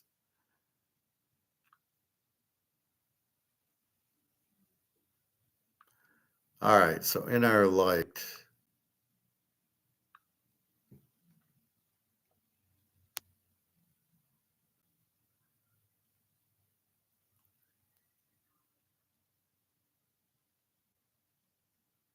So here's the other thing. 40 countries want to join BRICS. Well, that's all more demand for gold. Right? They all have to bring gold to the table. That's a lot more demand for it. So gold goes to the moon. Here's one, gold and BRICS, the power move. So BRICS is all about gold. Don't worry about it. It's going to go up. There's this idiot. Short the S&P and buy gold. Well, we didn't even short it. We just sold it. Why do that?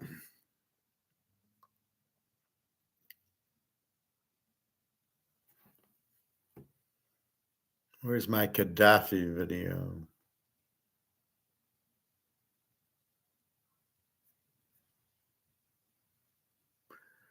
Anyway, I was watching this Gaddafi video.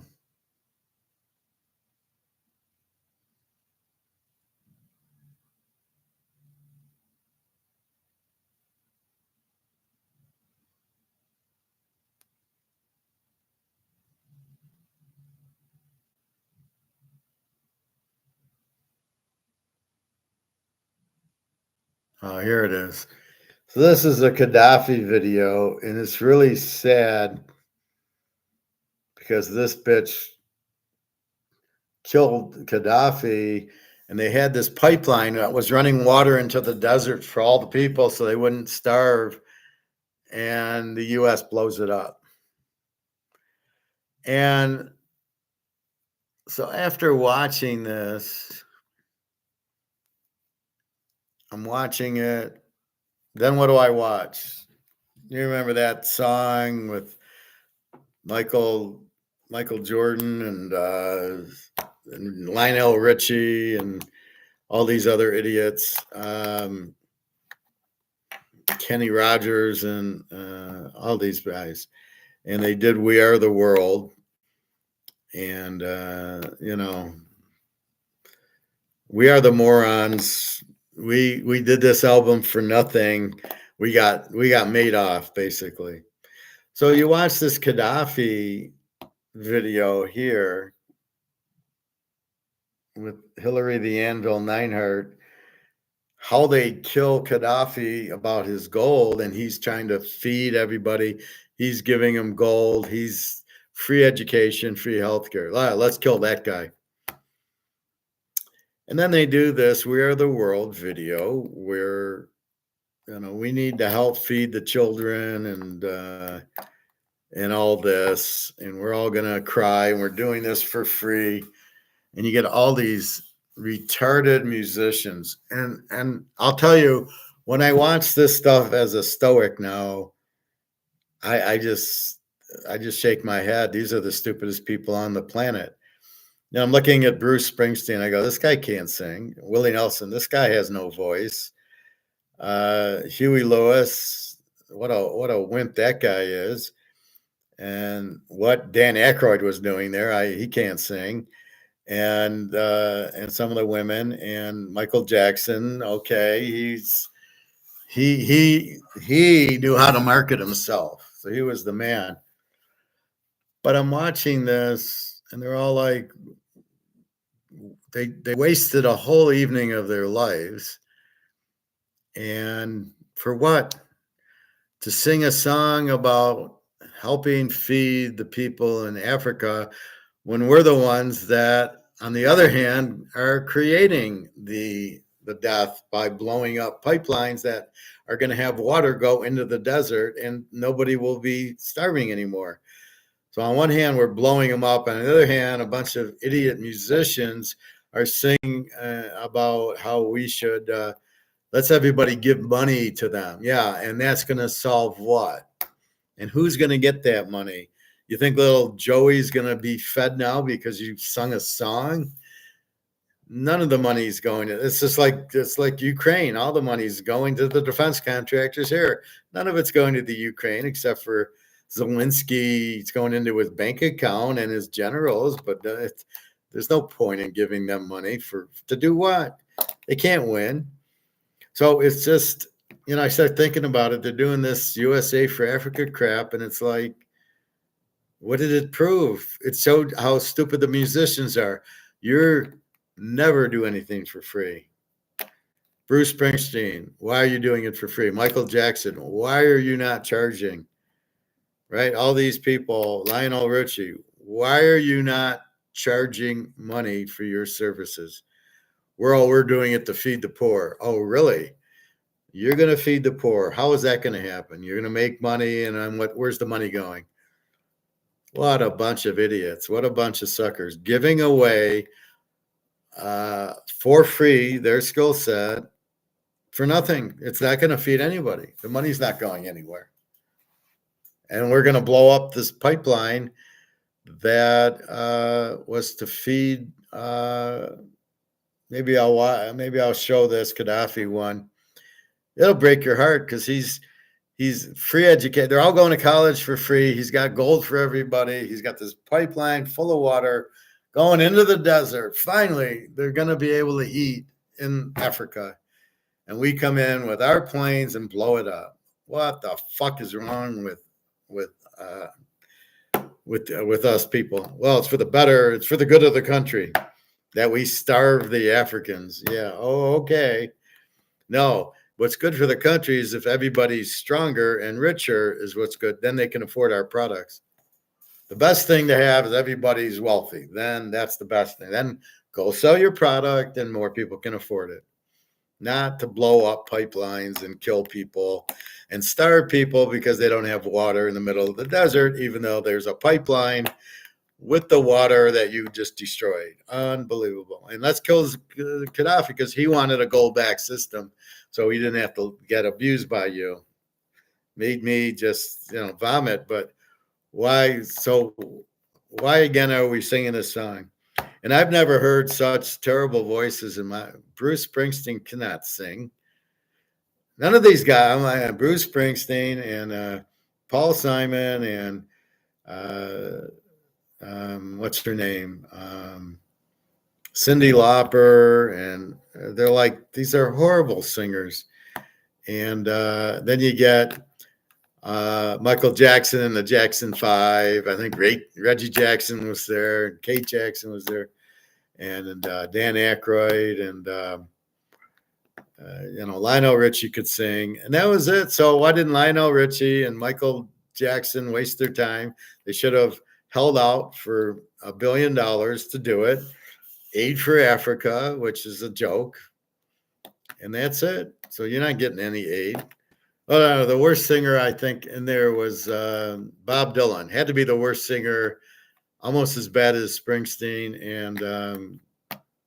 and Willie Nelson. You'd have made more if you would have had John McEnroe and Jimmy Connors there, and Willie Mays and Mick Mantle. Then you could have sold some albums without doing a stupid song, which was a lie anyway. We're going to feed the children. No, we're going to blow up their pipelines. We're not feeding anybody. How are we going to feed them? Oh, we'll give money. And then what good is the money? So as a Stoic, it made me sick to see these idiot. And I don't get why people go gaga over a singer. I'm going, half of them I didn't know. And, some of them I'm looking at like, I wouldn't spend 5 cents on going to listen to your music. And if I saw you in public, like I said with George Clooney, I wouldn't even say hi to them. They could say hi to me. I wouldn't say hi to them. Just absolutely ridiculous. We are the world. And the biggest scam was getting all these singers who made millions of dollars. What a Ponzi scheme that is. Who made all this money, and you got them for free. Imagine that. Amazing how you get them for free. They don't charge you. It's because it's for Africa, but somebody made billions of dollars on that song. They were making CDs and selling them, and who's making that money? And it's not coming back to the thing. And then they want to bitch about, what was that music thing where you had to charge for the music? No, that app, like, I can't remember the app, but you're supposed to pay for it can't be free. You got to pay for it. Like you were downloading the music for nothing. I don't remember the app, Netscape or something. And here all these idiots came and did it for nothing. And I couldn't even understand how any of them held a job. I wouldn't pay a nickel to any of them just to hear their music. I mean, just pathetic. Oh my God, you've got to be kidding me. Michael Jordan, he was a little different. He had good songs, I think, but outside of that, the rest were just a joke. I mean, really,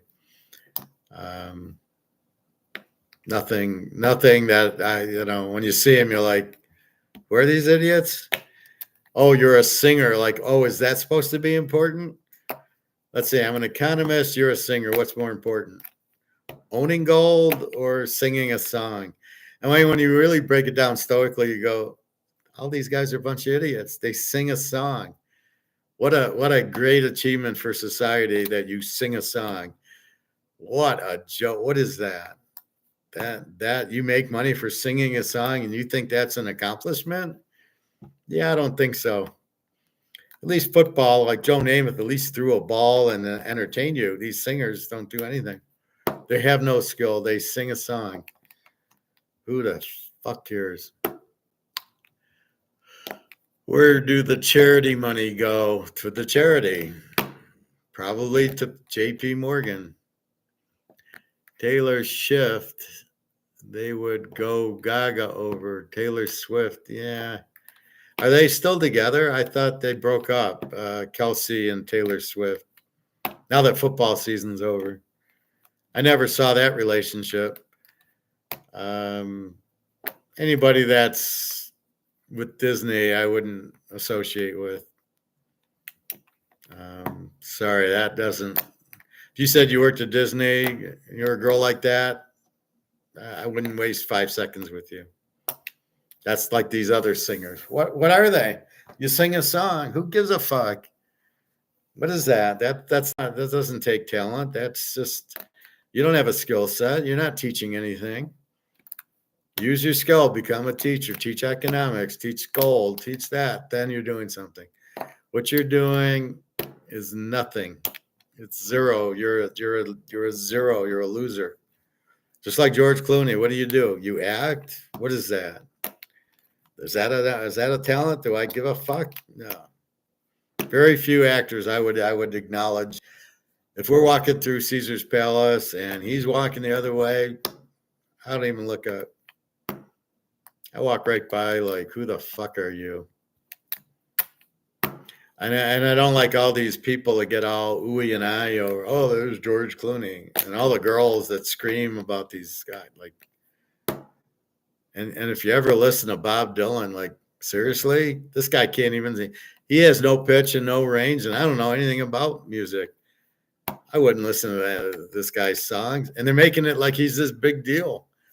He's a legend in his own mind, maybe, but watching him sing, he couldn't even handle it. They had to clear the room because he couldn't take it. Like, dude, you sing on stage with thousands of people in the audience and you can't sing there. And it was just, to me, it was just an absolute joke. You scammed all these musicians into doing it for free. That's what I got out of it as a stoic. You didn't have to pay them. You got them to show up, spend the night, and you didn't pay them. Good for whoever ran it and got all the money. And then said, it's going to Africa because the children are starving. Yeah, because you blew up the pipeline. I'll show you the pipeline. I want to show it. I'll do it on another one, but it's this one here.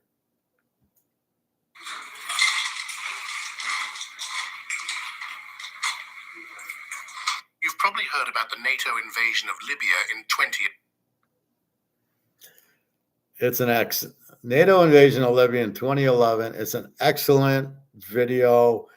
I highly recommend it. It will clue everything in. Gaddafi's the good guy. They painted the corner that he's not.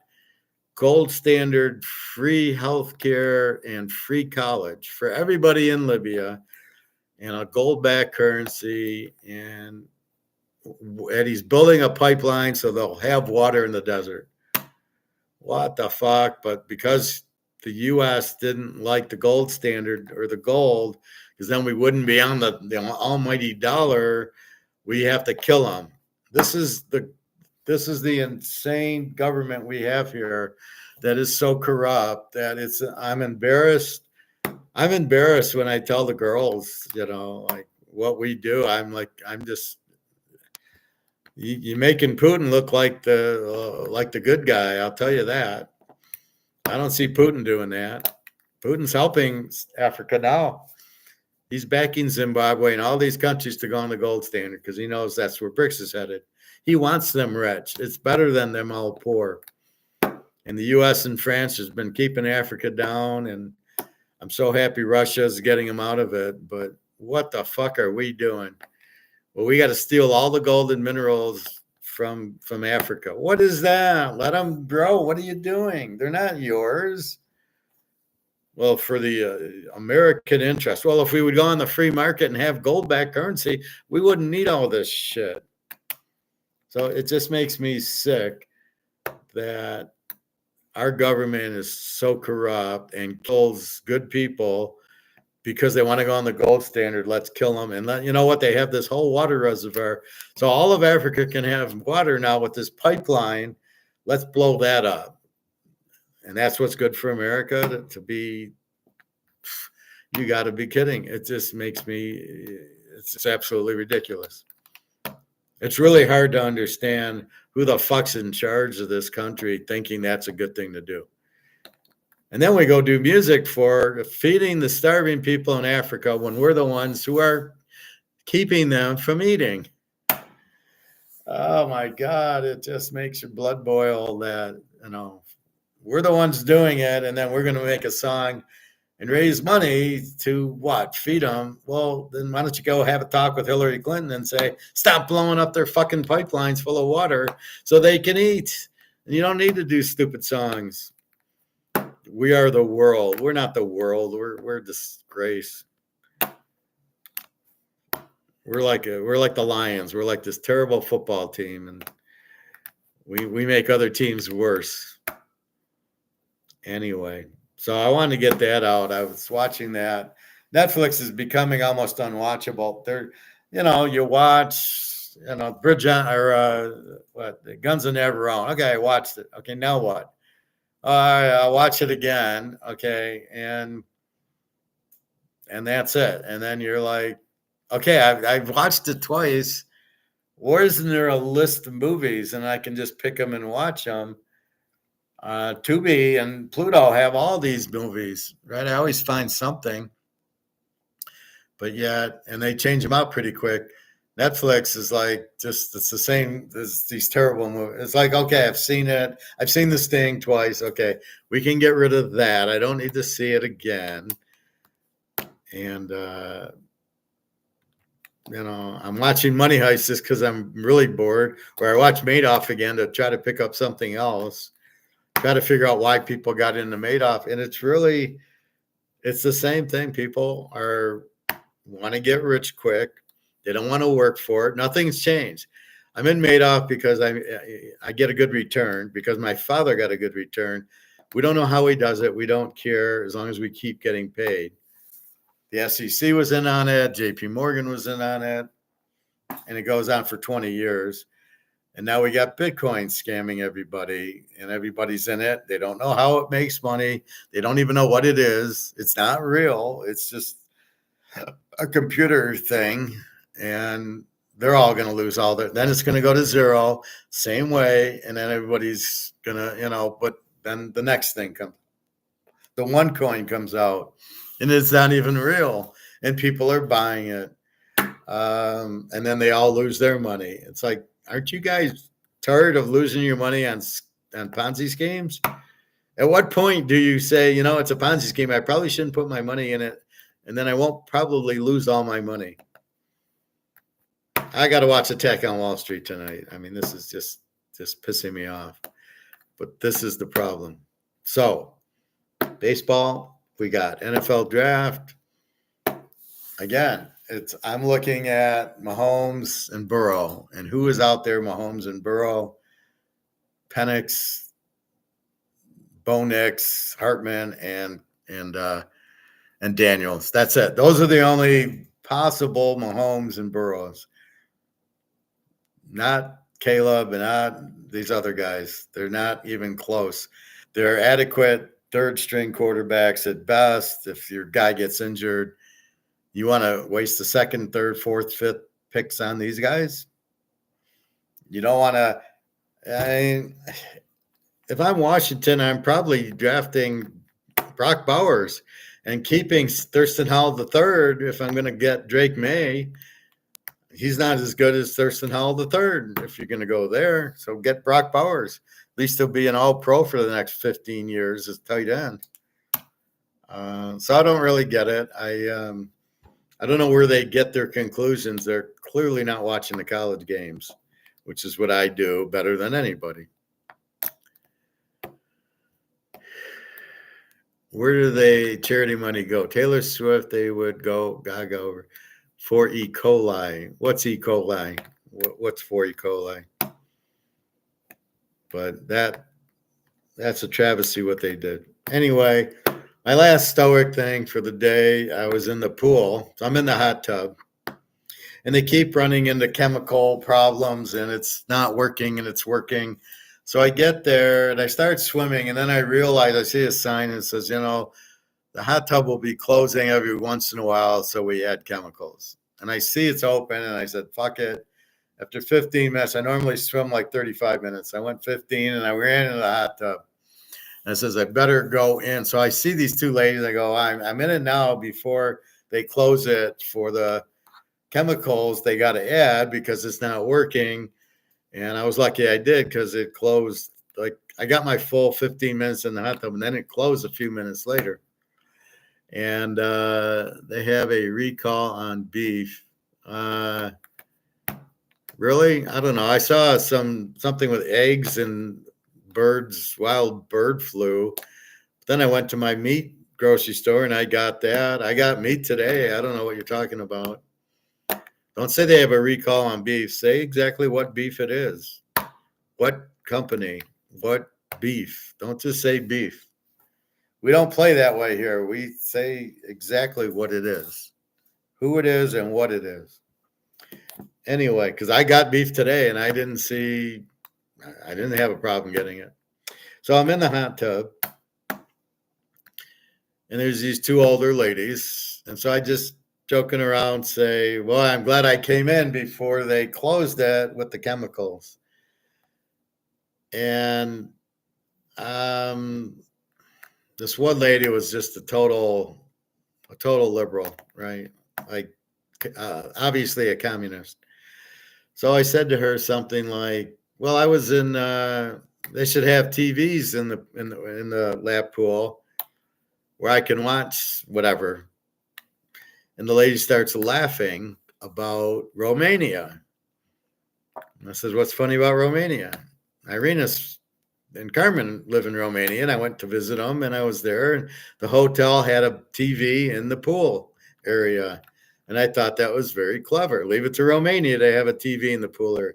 Well, I don't watch TV. Lady, I ain't asking you if you watch TV.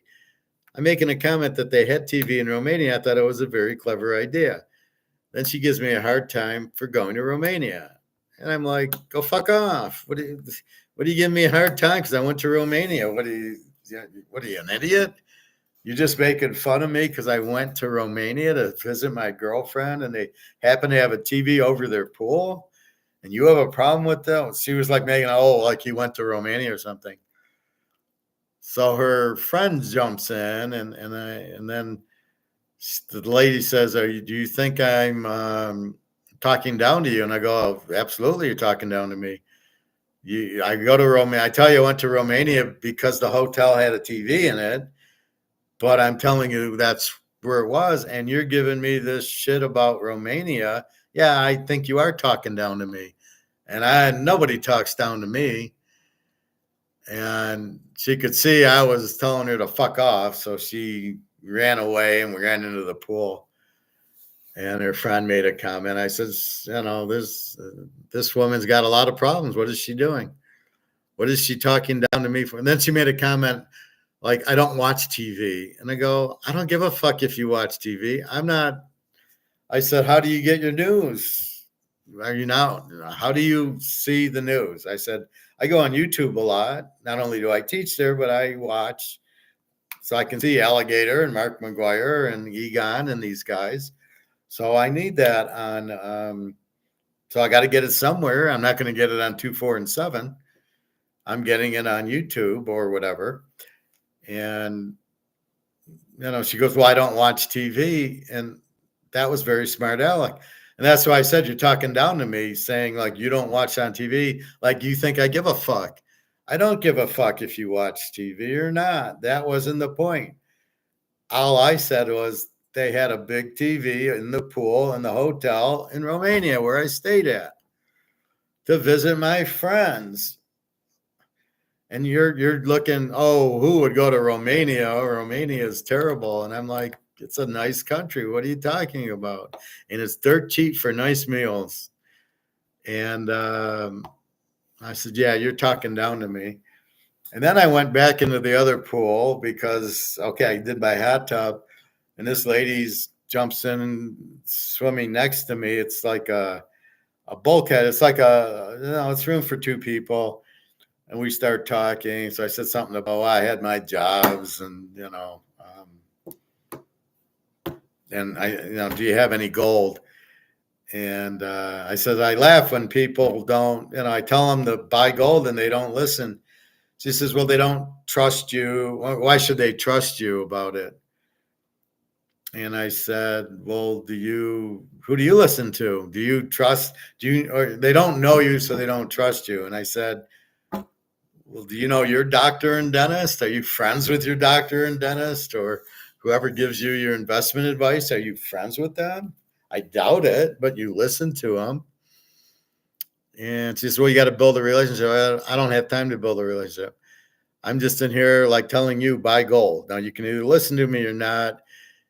If you don't know me, then you should ask my background going, well, why would I buy gold? And I'm telling you, because the dollar's going out. You can either believe me or you can have your head in the sand. And so I kind of was getting into it with everybody, but I was staying stoic, and I just was like, go fuck off. You fuck off. She fucks off. All these idiots and these pool, and they all think they're better than you. They don't know you, but they think they're better than you. And I'm like, fuck off. So that was my day being stoic at the pool. Normally I don't talk to anybody, but because of the hot tub having issues, I ran in and there was these idiot women in there.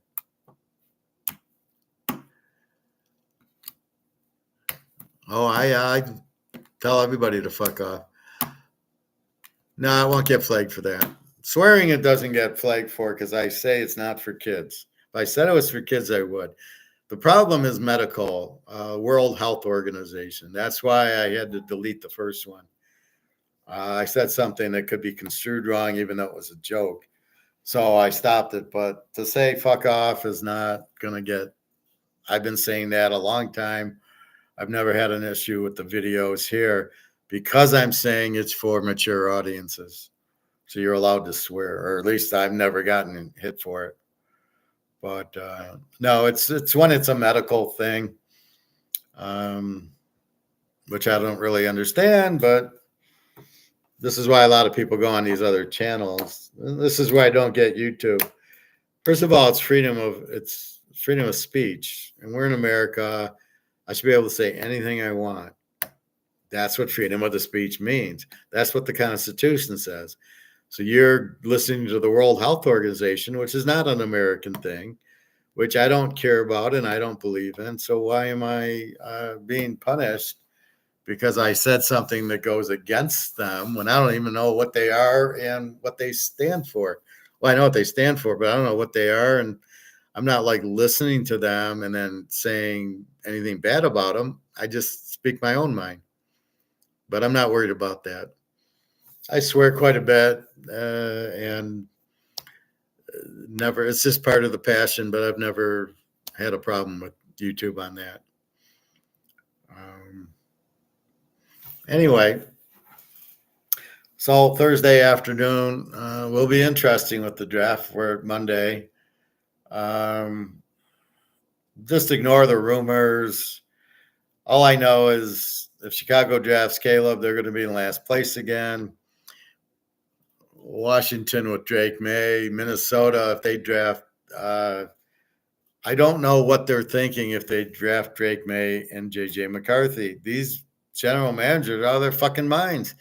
These are not good quarterbacks. What did JJ McCarthy do at 2 years at Michigan? What game did he win? When did he have a good game that you would go, wow, that's Joe Burrow. That's Mahomes. When did he do that? Never. I haven't seen him do that. He did not. All he did was hand the ball off to the guy. Look at the Penn State game. They didn't throw a pass in the second half. Oh, yeah, he's a stud quarterback. He's Joe Burrow. Yeah, right. Did nothing against Alabama. Did nothing against Washington. They ran for 4 touchdowns. What did he do? Oh, he threw some swing passes. Yeah. Oh, okay. But that's it. I mean, it's just a joke. So I don't really get it. And see, we here's where you're stoic. You bet against them. Oh, when does Washington play Dallas? Yeah, we'll load up on Dallas, although we hate Prescott. The Giants, they're gonna be terrible. I mean, they took Daniel Jones, and now they're getting a new quarterback. Well, why'd you take Daniel Jones in the first place? The Bears take Mitch Trubisky. Why? That was such a stupid pick. See how that worked out. Now you're drafting again. Again, you're going after the stupidest quarterback. So the Bears and the Giants don't learn. They keep taking quarterbacks. Like, what are you doing? Who are you listening to?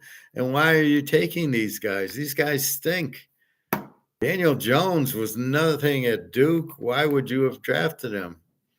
He's maybe a 4th, 5th round backup quarterback, but not your first round, and he's going to be a starter. Are you insane? So that clearly shows the people running this are not there because they have skill set and because they know how to draft and they know how to build a team. They don't. And that's why we bet against the Giants in Washington and Chicago all over the place, because they're, here you draft Fields. You moved up to draft Fields. Why? And he stinks. Well, that's no surprise. And now you're getting rid of him for another guy, Caleb, who stinks. And then the Niners trade up to get Trey Lance. What was that? What are you, insane? Oh, we'll take Trey Lance. What are you taking Trey Lance for?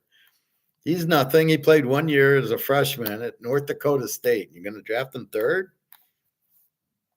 Good luck on that. And you get lucky into taking Brock Purdy with the last pick in the draft, who happens to be a very good quarterback, very underrated. Should have been probably a 2nd or 3rd rounder. But you get a break with taking Brock Purdy to save you. Otherwise, Trey Lance ain't going to do shit. Then you're not going to have a quarterback. You're going to have Sam Darnold or something. So they got bailed out there. That shows you how bad Frisco's front office is.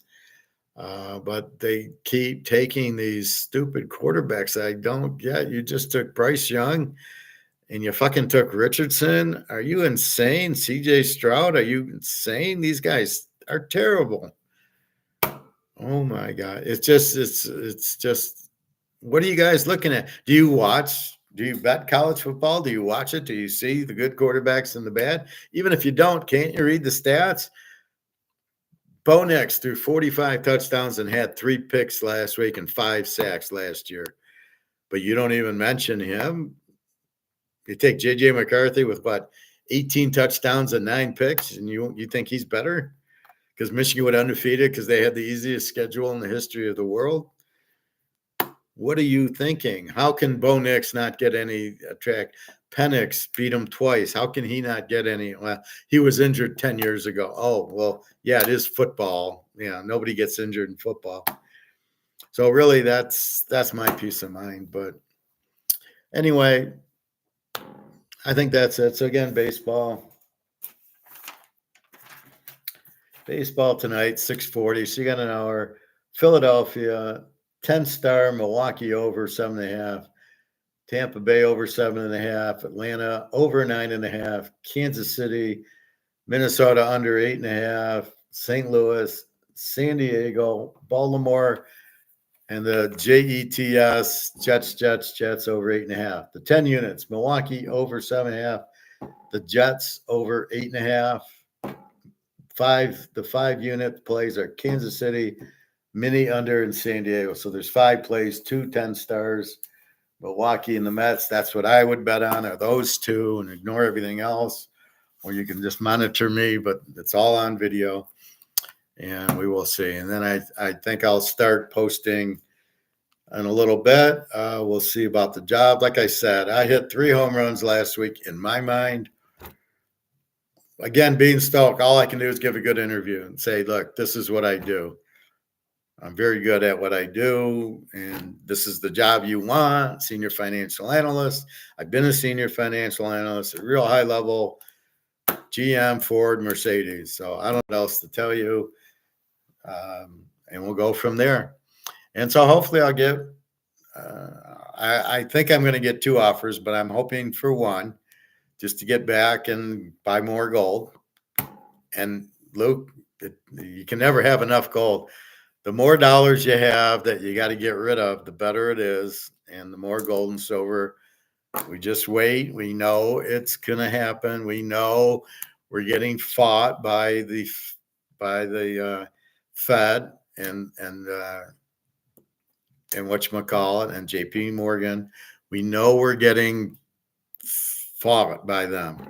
And we know it's coming, and we know they're trying to keep the price down. So we're not surprised when it goes down, but we know at the end of the war, we'll win, because of the 40 countries joining BRICS and Africa and all this other stuff. We know they'll go gold, because we know that this is worthless. So we know the Titanic's sinking, though that's all that it matters. We know it's sinking, it's going to sink. When? We don't know, but soon. Which leaves you gold, and that's your only answer is gold. So you go there. All right, my class. I think that's about it. www.teaserking.com. I off, she should have said. I hope this video didn't. No, it won't.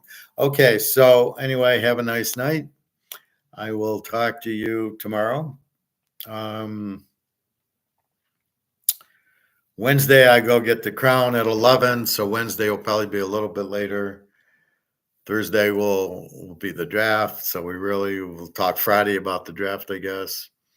And we'll have baseball every day, and we got our new extra variables to get the expected outcome. And like everything in life, you read the variables will get you to the expected outcome, and you need to change your variables. But if you're a guy, if it's woman, if you're a woman, if it's the guys, it's very easy to read. Just look for the variables that are important, and that's what you read, and that'll get you from A to B to C. And off you go. So that's what's going on. Have a very good night, 5:30. And hope everybody's well. Stay healthy. And have a nice day. All right, www.teaserking.com. Ignore the gold. Let's look at the last gold price. 23.25. So really, as far as it's been junking, it's still 23.25. It still didn't, fall much further. So I look for once the change in day, I look for a big day coming up in the next day or two where this thing goes to 24. All right. Have a nice day, everybody.